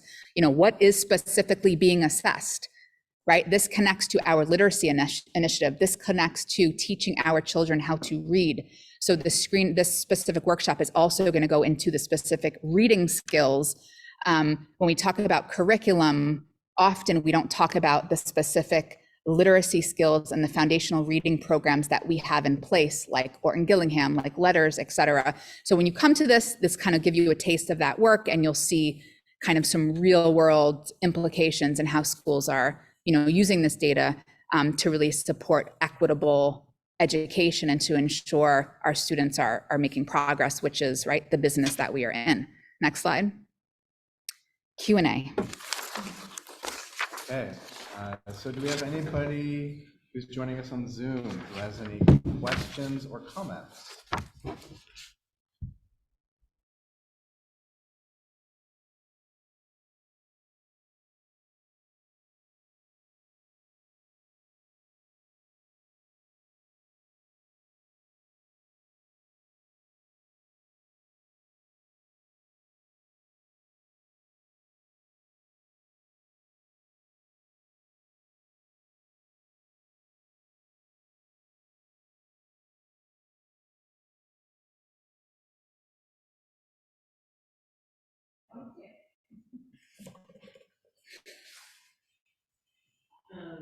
Oh God, I think I'm drinking Antonio's. Just she come here. Well, I'll just cover. Here. The mic pick me up now? Okay. So I wanted to talk about a resolution that me and several other D15 parents have drafted to prevent and respond to hate speech in New York City public schools. It's being distributed to anybody who would like to take a look at it. It is our sincere belief that school is a sacred space that brings together children and adults who originate from different parts of the world and have very living circumstances. It is vitally important for a learning environment that everyone feels safe and feels seen. And this relates to what you were speaking about in terms of funding. July, you looked at the, funding aligns with what schools' goals are in terms of making sure students are safe and seen and heard. That really struck me when you said that, because it's such a valuable goal. That is why our resolution is inspired by D15 CEC mission statement to provide innovative and inclusive way of educating children that allows students to thrive in every aspect of their academic and social emotional growth. Our resolution seeks to reinforce that the already banned political hate and speech in our schools that would prevent that mission from being fulfilled. The resolution has many whereas and therefores and requests, but it does request that the DOE mandate fact-based and historically accurate ethnic studies that does not promote one ideology over another. The resolution unequivocally condemns all forms of hate speech, whether it comes in the form of anti-Semitism, including anti-Israel statements or omissions, Islamophobia, Asian hate, or any other form of race or ethnic discrimination. We want to resolve that support and resources will be provided to students and family who have been affected by hate speech. We seek a resolution that D15 will adopt the IHRA working definition of anti-Semitism and will work to promote media literacy for D15 students and staff. Additionally, we seek to demand that any staff or student found to have promoted or supported hate speech shall be required to complete appropriate education on anti-Semitism or Islamophobia or Asian hate, etc. And it should be designed in consultation with educators and relevant external organizations. This is so important at a time where there are organizations working hard to create division in our community, that students and educators and staff feel safe at school. Thank you for your time. So, yeah, I did I was going to address your resolution later. I thank you for sending it, and we are reviewing it. It will be on our future agenda. We take due diligence I take due diligence very seriously, and CEC 15 is committed to its mission statement, like 100%. And I think I can speak for everybody on this council when I say that we all, every single member, abhor and reject and oppose hate speech of any kind. It has no place in our schools, in our communities at all. We are going to review and contribute to that resolution. There are people on this council who have personally experienced hate crimes, and we would like to contribute to your resolution and put our stamp as CEC 15 on it. So we do not have that resolution tonight to vote on it because we are going to put our stamp on it. And I hope you understand that we take these things seriously. And I thank you for coming tonight and expressing what is in your heart. And just thank you very much. And we're working on it. Thank you so much for your time and consideration for all that you guys do, the budgets, the school food, the funding. It is a really amazing work, and the depth and breadth of it is probably not appreciated enough, but thank you all. I appreciate that because I spent my entire winter break working on this agenda. So thank you. Any other comments or questions from the audience? Yeah. Yeah.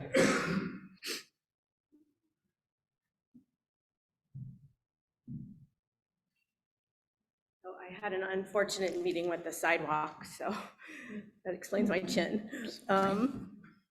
But I just really wanted to thank you for all you do as the council, and thank you for this opportunity to speak.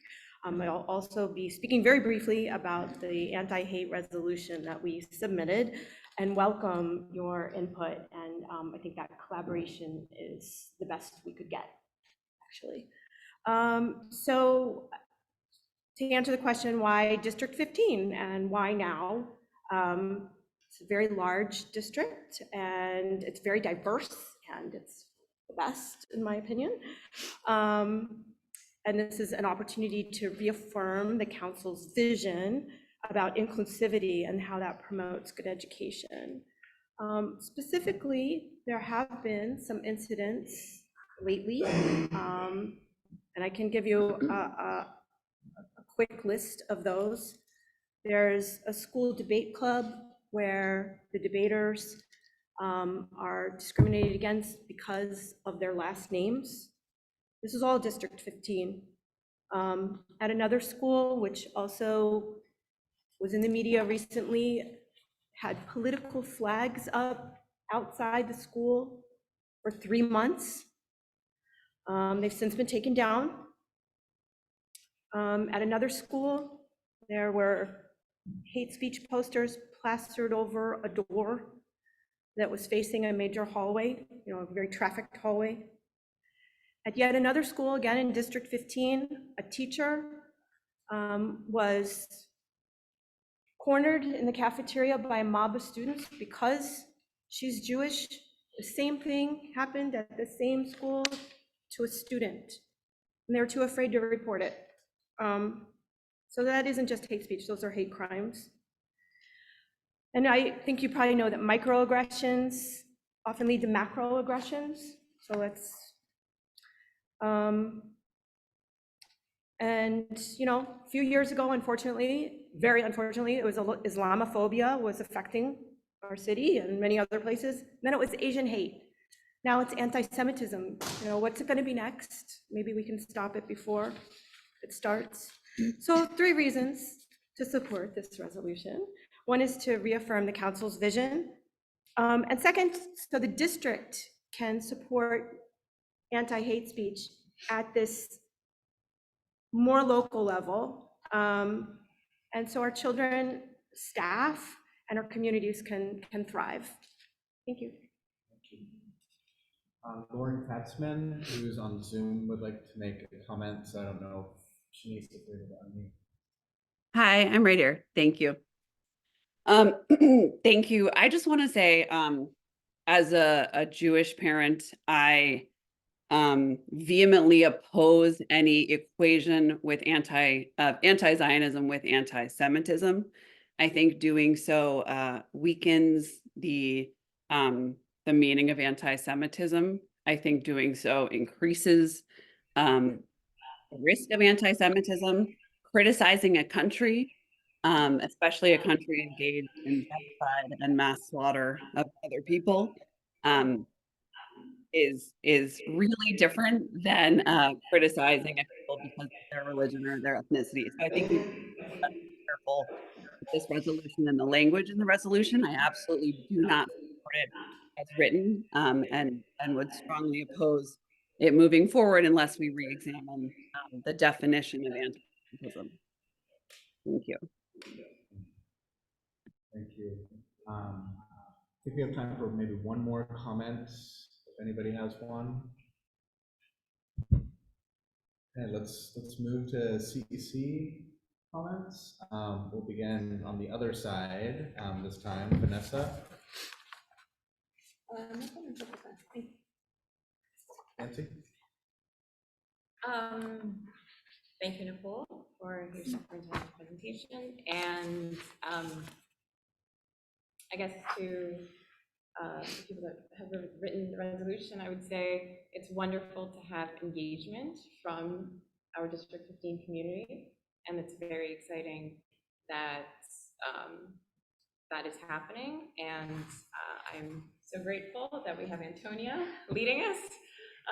And she will move forward in really creating a resolution that I think speaks true to what we as a district need at this moment. I just wanted to piggyback on what you said. I just want the public to know if there is an incident of a hate crime, which the definition of a hate crime is when there is an actual crime in conjunction with an act of discrimination, you must call 911. You must report it to the police. You don't come to your CEC resolution, you actually go to you report it to the NYPD, and the NYPD investigates it, and they have another division or bureau so if that is a police matter, that I don't know these incidents that you're talking about, but they need to go to the precinct and report. So.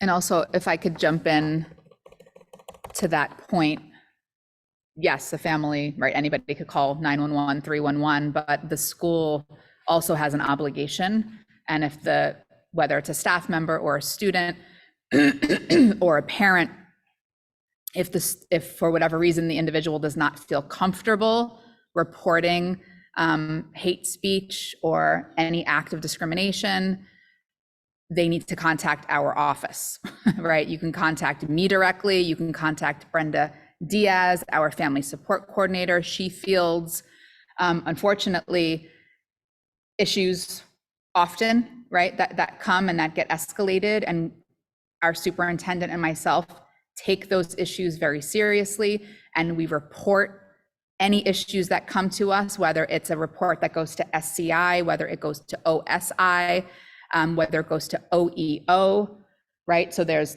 that's lots of acronyms. You know, we can review that at another time. We do have rules and regulations around reporting, and it's important that, you know, that families, as part of your advocacy, that you also encourage those individuals to communicate to us so that we can address whatever is going on immediately.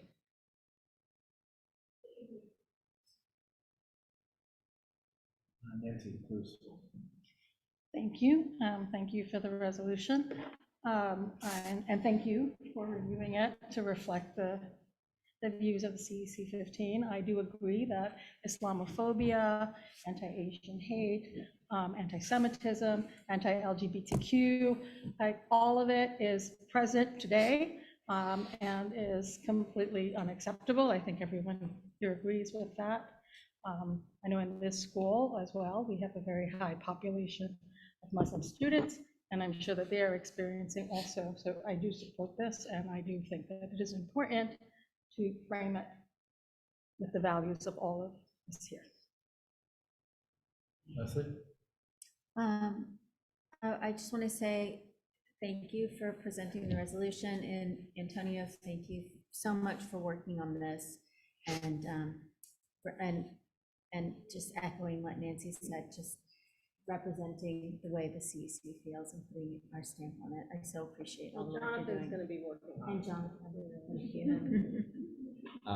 Yeah, I just want to say thank you again for raising this important issue. I very much look forward to being able to look at it more in depth at a future meeting, to be able to make sure that we're all on the same page in terms of how we can create the most inclusive, accepting community across our district, so that every student, faculty, staff, and family can feel safe and welcomed.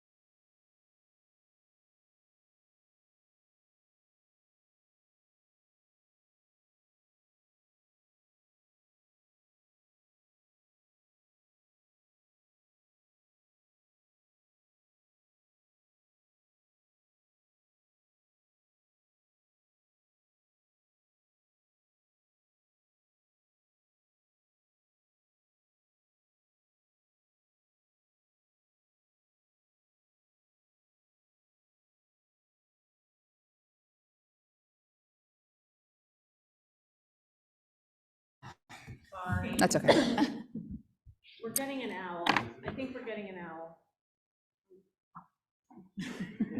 owl. So yes, to answer your question, families have a right to opt their children out of the screeners. The process is, it doesn't happen automatically. The process is, if the parent escalates to the principal that they do not want their child to take a specific screener, the principal's responsibility is to call the parent in or have a phone conversation to discuss how the screeners use, the importance, and to, you know, have a conversation to encourage the parent to understand the validity and to get on board. That's essentially the message. If that doesn't work and the parent is adamant, the school does not force the child to take the screener, that then the principal has been directed to escalate that to us. We have, we document it, we escalate it to the Office of Teaching and Learning under Deputy Quintana's office. There's specific language we use that, acknowledges the parent's right to opt out, and the child does not take the test. It felt like this was a depressed number, like to me, statistically, historically, we have a greater than 53% of our students are on ELA by the time of year, and greater than 59%. So I was thinking, maybe they're opting out, which is usually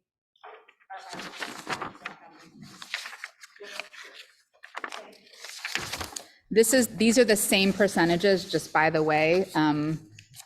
Roughly, it's like 1 or 2 point difference from where our students were last year. So based on kind of the data and the trajectory of this, we can predict, not only based on the screener, but other data points, that this is going to increase dramatically by the end of the year, right? Because this is building on foundational skills, and some of those skills students are just learning, right? So they're going to build their skills and their practice, and then they will be able to perform and demonstrate their proficiency the end of year. So we do anticipate this to jump pretty dramatically. I just wanted to thank the parents who came tonight and spoke up about anything and everything. Really appreciate being here. And I look forward to working on the resolution with everyone. And thank you to Nicole. I feel like you can start the show tonight. Oh God, please. And I was just curious, 2,000 more. So how does that happen? Well, when Donalda, when you first asked the question, I was thinking about state assessments because you said opt out. So I was talking about 2,000 more students took the math and ELA state assessments than the previous year. So the opt out rates are decreasing in our district. Thank you for bringing the agenda and doing this in one community out. And of course, we will do whatever we can collectively to bring better situation in our district schools. Thank you. Am I dismissed? One more thing. What's your first presentation? I always have one in my back pocket, don't you worry.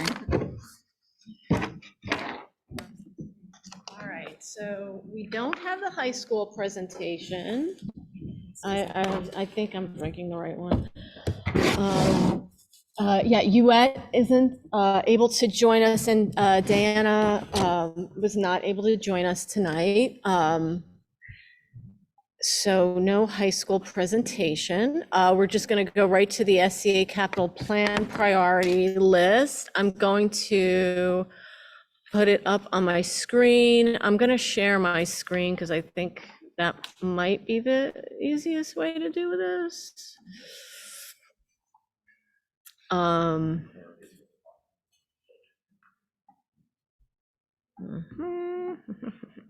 Okay, so we have now had, I think we've had like 3 meetings on this, and we have finally narrowed it down to 5, and you will see the 5 capital plan projects that we are going to recommend for the SCA's November amendment. I'm just going to read them. We had kind of, the group that was here at the last meeting agreed on these 5. We did not have quorum at that time to approve them.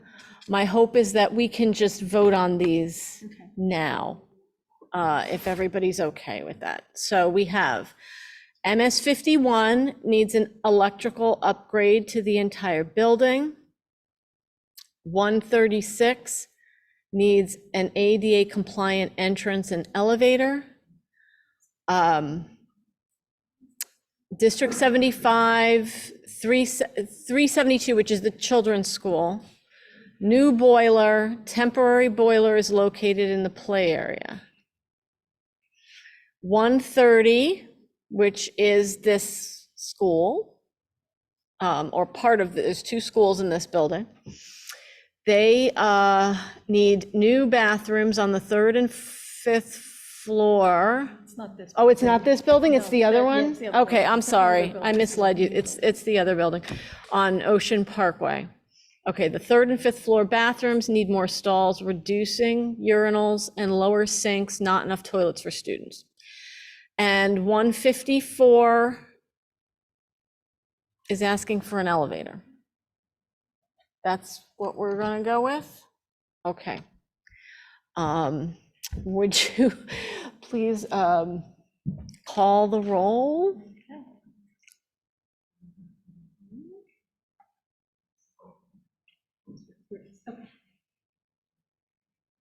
All right.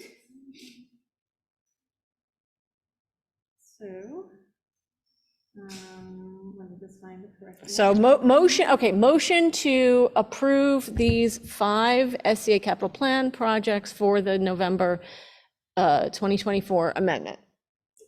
Who's seconding it? Okay, Nancy's seconding it. I made the motion, so.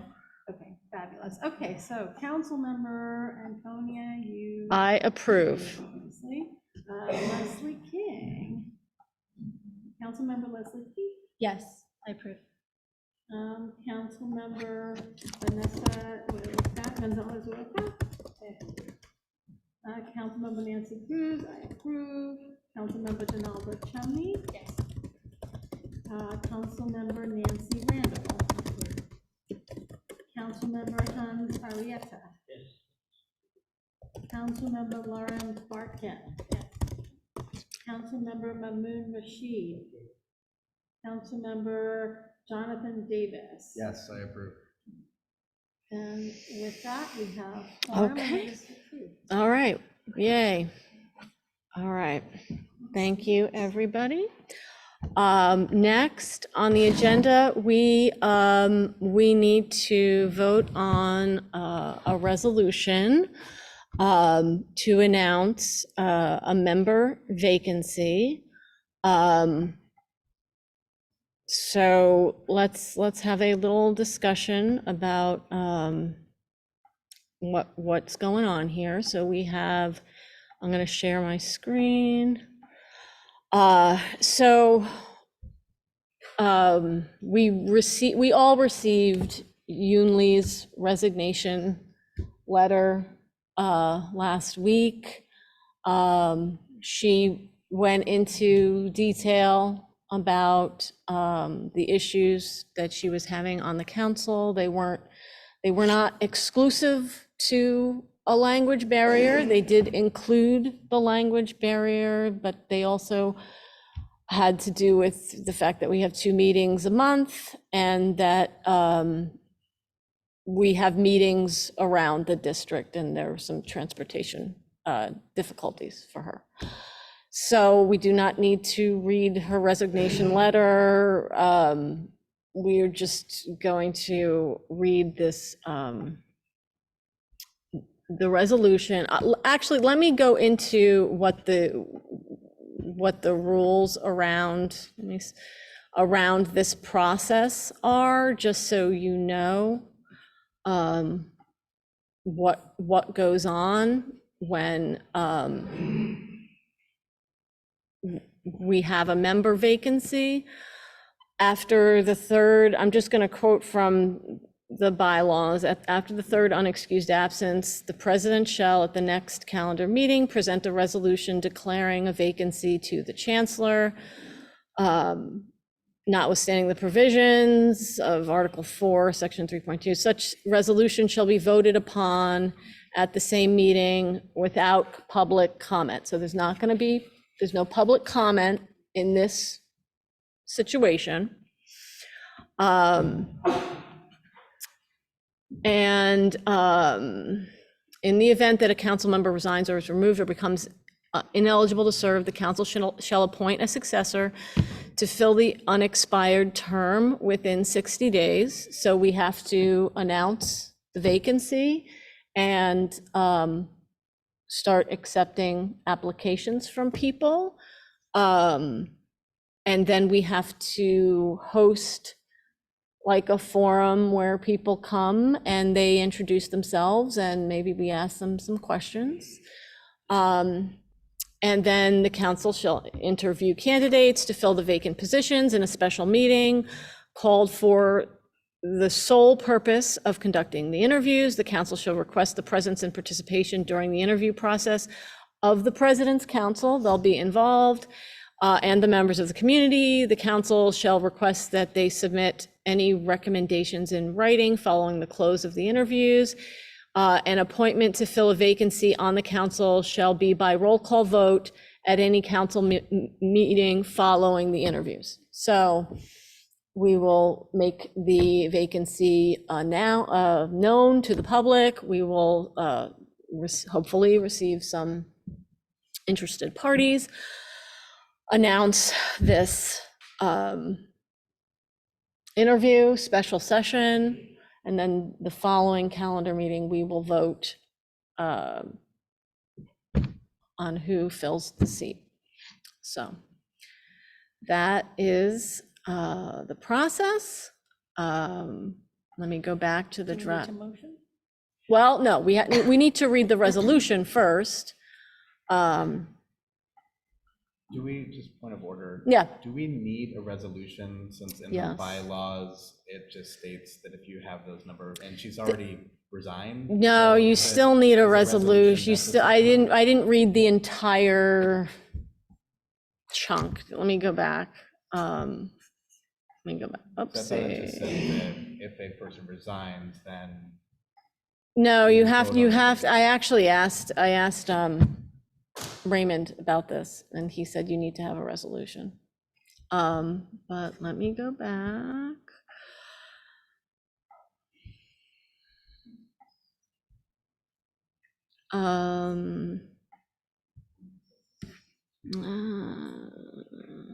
Okay.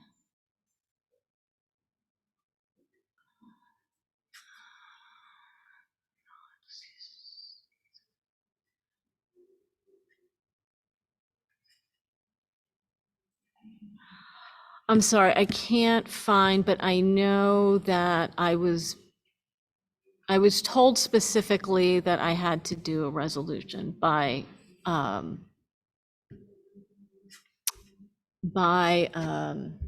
Raymond.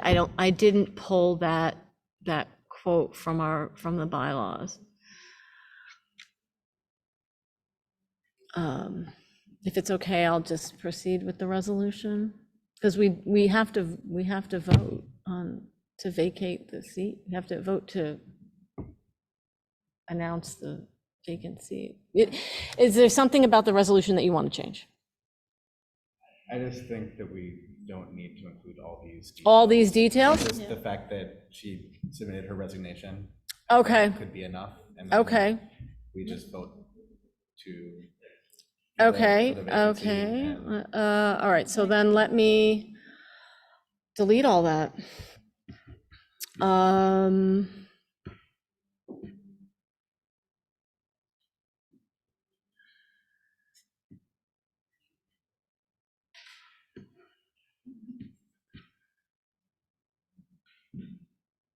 Okay, so I'm gonna delete everything, and then just the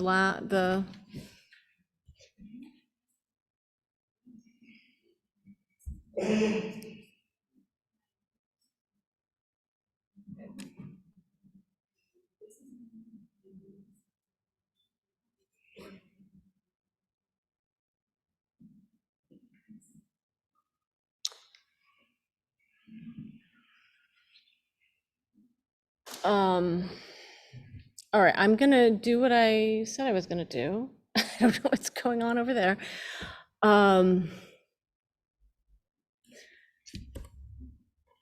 Let me share my screen.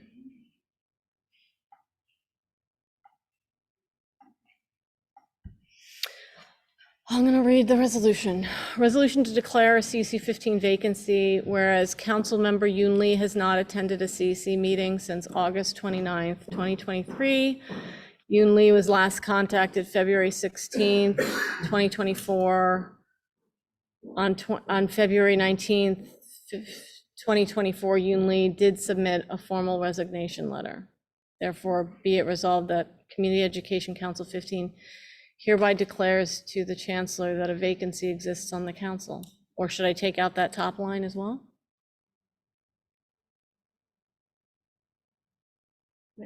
Yeah, okay. Have on February 19th. Okay. To submit a formal resignation. Yeah. All right. Okay, whereas Yoon Lee was last contacted on, whereas on February 19th, Yoon Lee formally submitted a resignation letter?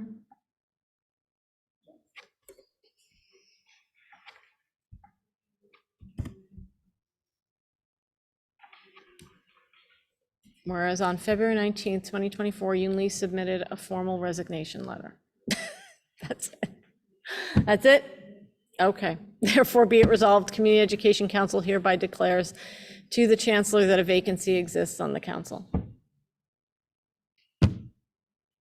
Is that what we're all, okay. Okie doke.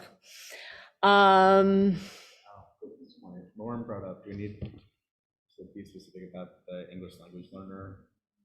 She's not the English language learner representative. Yeah. I believe Mamoon is you're the ELL. Yeah.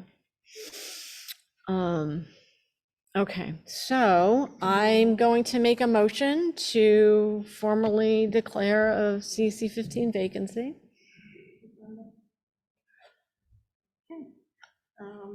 Let's take roll call. Councilmember Antonio Ferraro. I approve. Councilmember Leslie King. I approve. I already called you. didn't I? No. Do we need to wait? for Councilmember Janelle? Vanessa Gonzalez Wilka. Yes. Councilmember Nancy Cruz, yes. Councilmember Donalda Chumney. She stepped out. How do I report that? Well, we go to, if she doesn't come back, then Abstained, or- leave it blank. Just okay. leave it blank. Councilmember Nancy Randall. Councilmember Hans Arietta. Yes. Councilmember Lauren Barkin. Councilmember Mamoon Rashid. Councilmember Jonathan Davis. Yes, approved. Okay. We have quorum, so The resolution is approved. Okay. All right, so we will formally announce, and then we will hold a special session. Sorry that you'll have to come to another meeting. And hopefully we will find a replacement. Okay, all right. Okay, we have a resolution that I've introduced before, a draft resolution in support of sustaining key education programs funded with expiring federal COVID relief. I'm gonna share my screen. All right. Okay, whereas over the last several years, New York City Public Schools, NYCPS, has benefited from more than $7 billion in temporary federal stimulus funding, whereas NYCPS has used this funding not only to address temporary pandemic-related challenges, but also to create and expand a range of essential education programs, including this year alone investing $456 million for 3K, doubling the number of children who can participate in this program. 96 million for preschool education. Preschool special education, helping the city to address a significant shortage of legally required preschool special education classes, helping programs recruit and retain certified special education teachers, and adding service providers and staff to help with the development of service plans. 80 million for Summer Rising to help provide 110,000 students with access to full day summer programming that includes academic enrichment and recreational activities. 67 million to hire 450 school social workers, allowing nearly 194,000 students to gain access to a social worker. 65 million for school nurses, enabling every school building to have a nurse. 55 million to expand community schools, increasing the number of schools that provide students and families with wraparound supports from 266 to more than 400. 33 million for Learning to Work, which provides support to overage undercredited students to help them earn a high school diploma and develop a post-secondary plan. 22.5 million to launch the Sensory Exploration, Education, and Discovery. This is SEED. It's the SEED program, which provides students with intensive sensory needs with small group support from occupational and physical therapists. 12 million for restorative justice programs, allowing more schools to use disciplinary alternatives that keep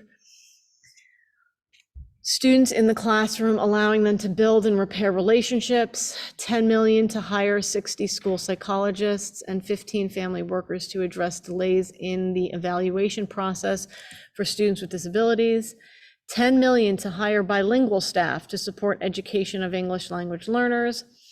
9 million for shelter-based coordinators to help students who are homeless get to school every day and access additional educational support. 7 million for literacy instruction and dyslexia programming, helping to support screening new specialized programs for students with dyslexia and targeted reading interventions in dozens of schools. 7 million for translation and interpretation services, which are particularly vital at a time when 40% of New York City public school students speak a language other than English at home, allowing parents to participate in their children's education more readily. 3.3 million for student success centers, where trained youth leaders build a culture of college going and help their peers with college admissions processes. Whereas the list above of essential programs does not reflect every investment made by New York City Public Schools using temporary federal stimulus funds. Whereas the funds supporting these programs will expire in less than a year. Whereas these programs address needs that existed long before the pandemic and will continue to exist long after the funds expire. Whereas New York City Public Schools does not have a plan for how to support these programs once the federal funding ends.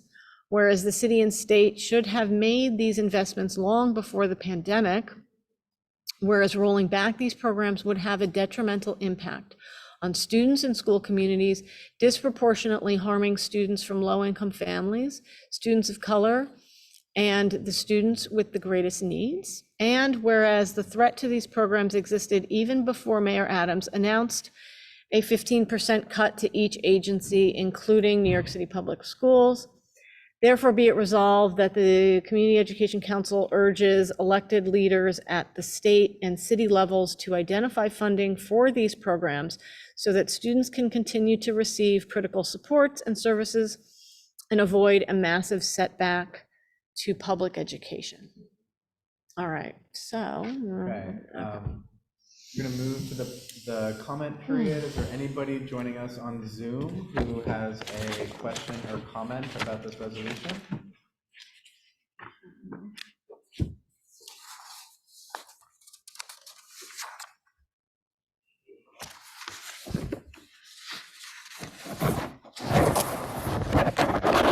Anybody in person who has a question or comment about this resolution?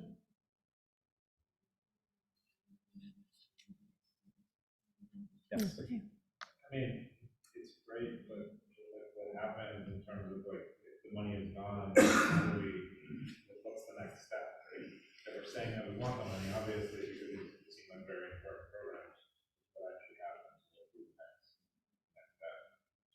they'll get rid of the programs. No, Yeah. no, I understand, but like, we're asking, we're hoping they don't get rid of the program, so like, is there like a?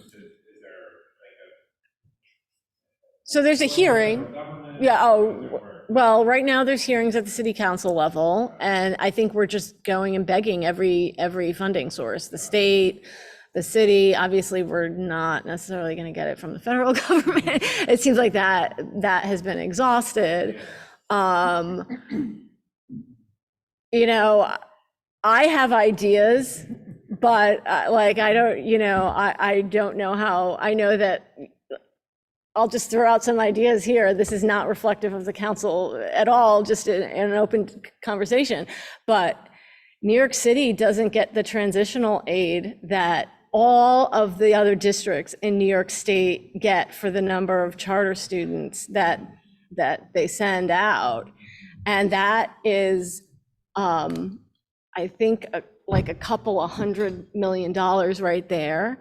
Then there's the free rental space, rental reimbursements that we give to charters. That's another couple of $100 million every year.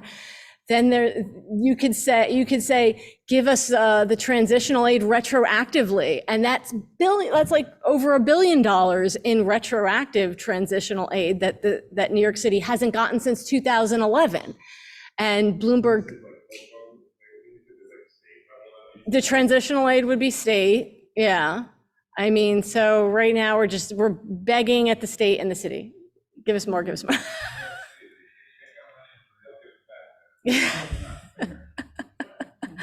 Yeah, no, the New York State is very unfair to New York City schools.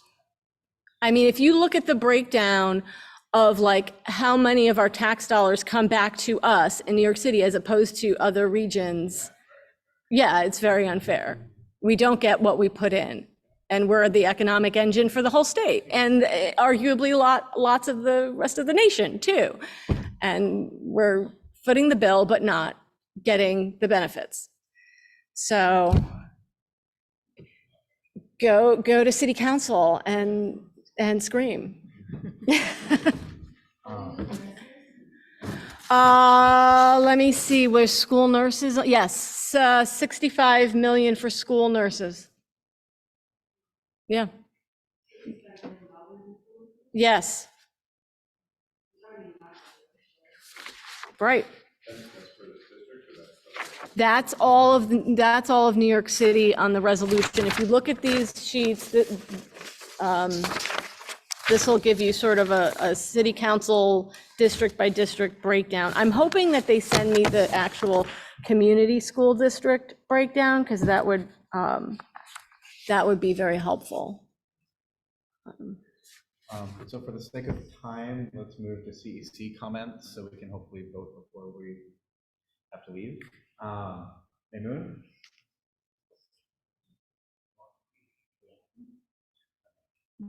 I don't have any. Nancy Cruz? Oh. Okay, Nancy Randall? Vanessa? All right. Anybody want to move to vote? Okay. Okay, anyone second? We need a second. Leslie second. Okay, I'll take roll. Councilmember Antonia Ferraro. Yes, I approve the resolution. Councilmember Leslie King. I approve. Councilmember Vanessa Gonzalez Uoka. Councilmember Nancy Cruz. I approve wholeheartedly. Councilmember Donalda Chumley. I'm sorry? Yes. Thank you. Councilmember Nancy Randall. Yes. Councilmember Hans Arietta. Yes. Councilmember Lauren Barkin. Yes. Councilmember Mamoon Rashid. Yes. Councilmember Jonathan Davis. Yes. And with that, the resolution is approved. Okay, thank you, everybody. I'm going to move right into the resolution on resolution to urge the implementation of daylighting provisions at intersections throughout Community School District 15. I'm going to share my screen. Donalda or Hans, do you want to introduce this resolution or speak about? Okay. We work together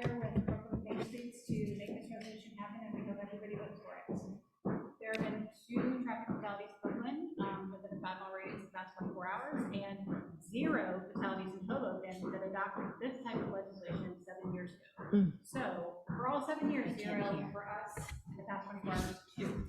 And we have lost so many children, 100 in the past 5 years, to this particular. Okay, is there a way to increase the volume on the? Why don't you read it? I'm like, sort of. Oh, I'd be delighted. Okay, you're gonna sit there? Okay, well, let's make sure that, yes, it is. Resolution to urge the implementation of daylighting provisions at intersections throughout community school districts. Why can't As read by they? a former policy debater. Whereas. Wait, hold on, they can't hear. Why can't they hear her? All right. Here, I'll turn mine. Thanks. All right. Resolution.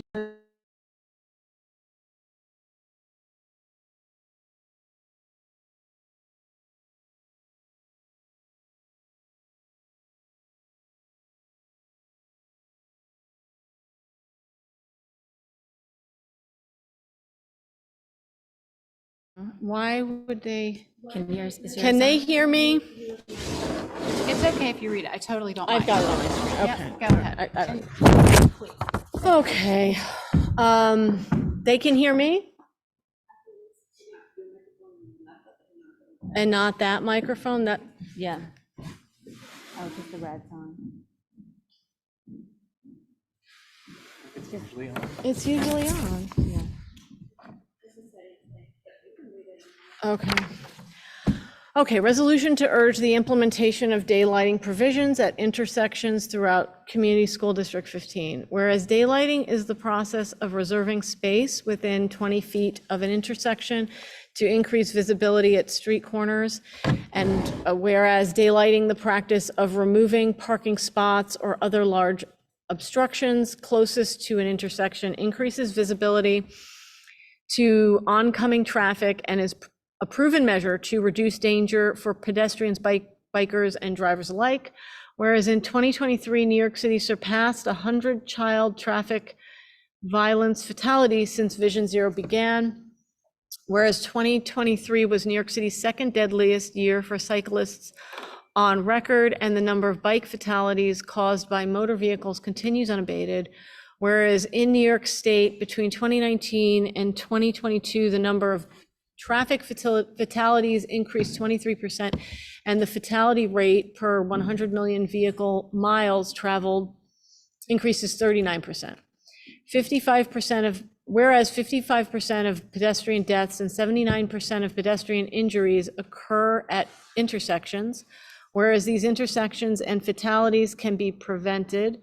Whereas Hoboken and Jersey City have implemented universal daylighting and have seen substantial safety improvements and significant decreases in pedestrian fatalities.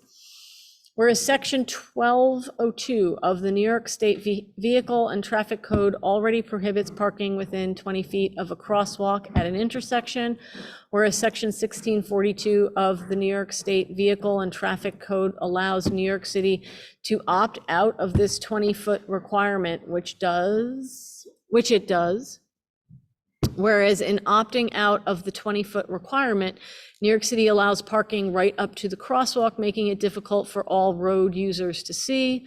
Whereas Mayor Adams announced on November 30th, 2024, that he would instruct the Department of Transportation to daylight 1,000 intersections per year.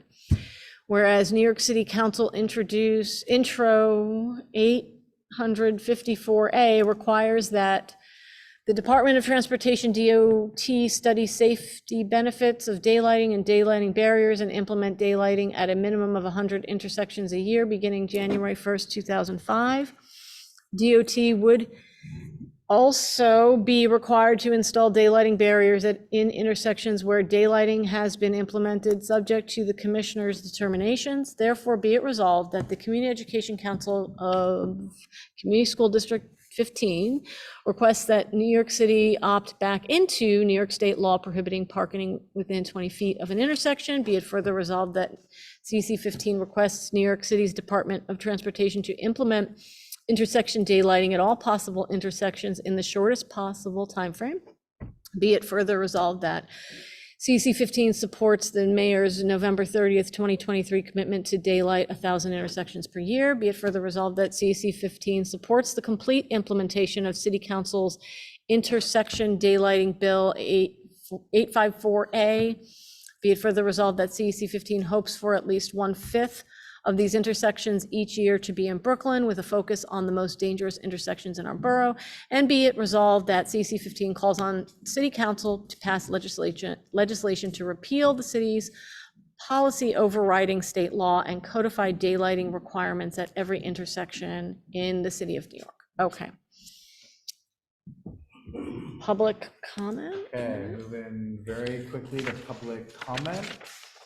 Is there anybody joining us on Zoom who has a question or comment?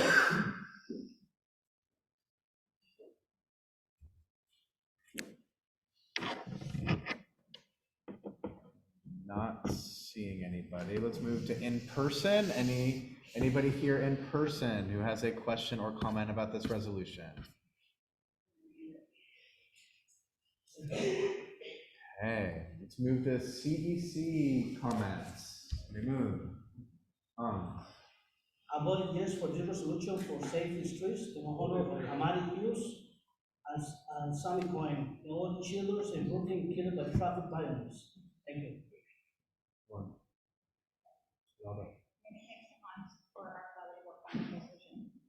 Thank you, Hans, Donalda, and Brooklyn Safe Streets for putting this together.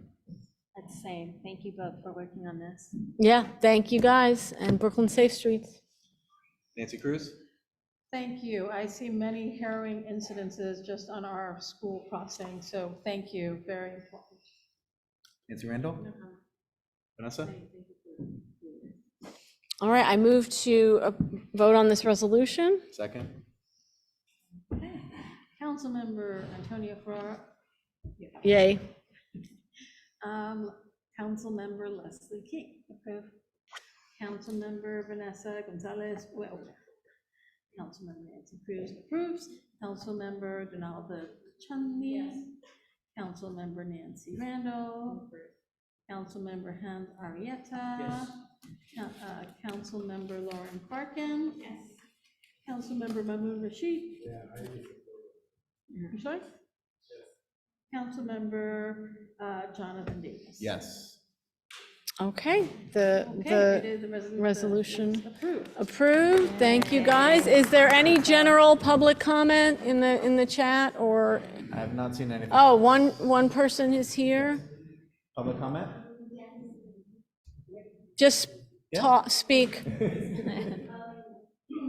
there was a resolution that was, I know some parents were talking earlier about come up here. anti-hate resolution or. Do you want to come up here so If that? you come up here, then I can hear you online.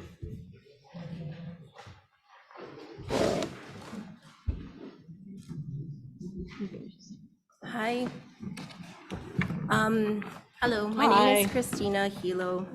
I know that there was a public statement or resolution, or I don't know what's discussed, in regards to hate and anti-hate. And I really think as a 261 parent, we have seen the utmost anti-Arab and Islamophobic actions of some of people within our community towards our teachers. And it's not just our school, but it's all over all over New York City. And I think it's important that we include that, especially in whatever resolution is made, because it still is here and we need to really make sure that it's clear that we will not stand for it in our schools. And I think it's also for the safety of our teachers who are getting the death threats that is really, and being put in the post on public media, which is completely wrong. And I think it also, when our school was attacked, it was on hate groups, websites. And they put it on our schools, putting our children at risk. And who are they going to attack of those hate groups? They're going to attack brown kids. And that is what we don't want. And I especially don't want. I really think that when we talk about hate, we talk about racism. This is the month of Black History Month. We have to keep talking about Black Lives Matter. We have to keep talking about Eric Garner, who was just killed across the bridge. We have to keep talking about Michael Brown. We have to keep talking about George Floyd. We have to keep talking. They were killed in front of us on social media. And now, in front of our eyes, we see on our social media a genocide of Palestinians, children being killed in front of our eyes, in front of our eyes. And we cannot allow us who are saying no more killings, no more genocide, please stop this. We go to our public representatives and we cannot be held accountable and said that we are against a certain group just because we are speaking out against death. This is something that is so important, that we are just trying to push our humanity to live, to life. What have we learned from the COVID pandemic? When you talk about that, it's important that we still are fighting for our lives. We're fighting for our children. And I think that if there's any type of resolution we include to make sure that everything that we do, we also make sure that people are really looking into the different perspectives and not just one. Thank you so much. I really appreciate you coming and sharing that. And I thank you for your time and work when no one's really around, but I see you all and I see your work that you do. Thank you. Thank you. Thank you. It's a heavy responsibility to represent everybody and make sure everybody feels safe and welcome in our schools. And I take it very seriously. So I was told never to cry as a female public official, but well, I guess I've failed. All right, well, I think we can adjourn this meeting. Thank you all for being here and having these difficult conversations. I appreciate you all. Thank you, Antonia. Okay. Thank you, Antonia. I'm gonna leave.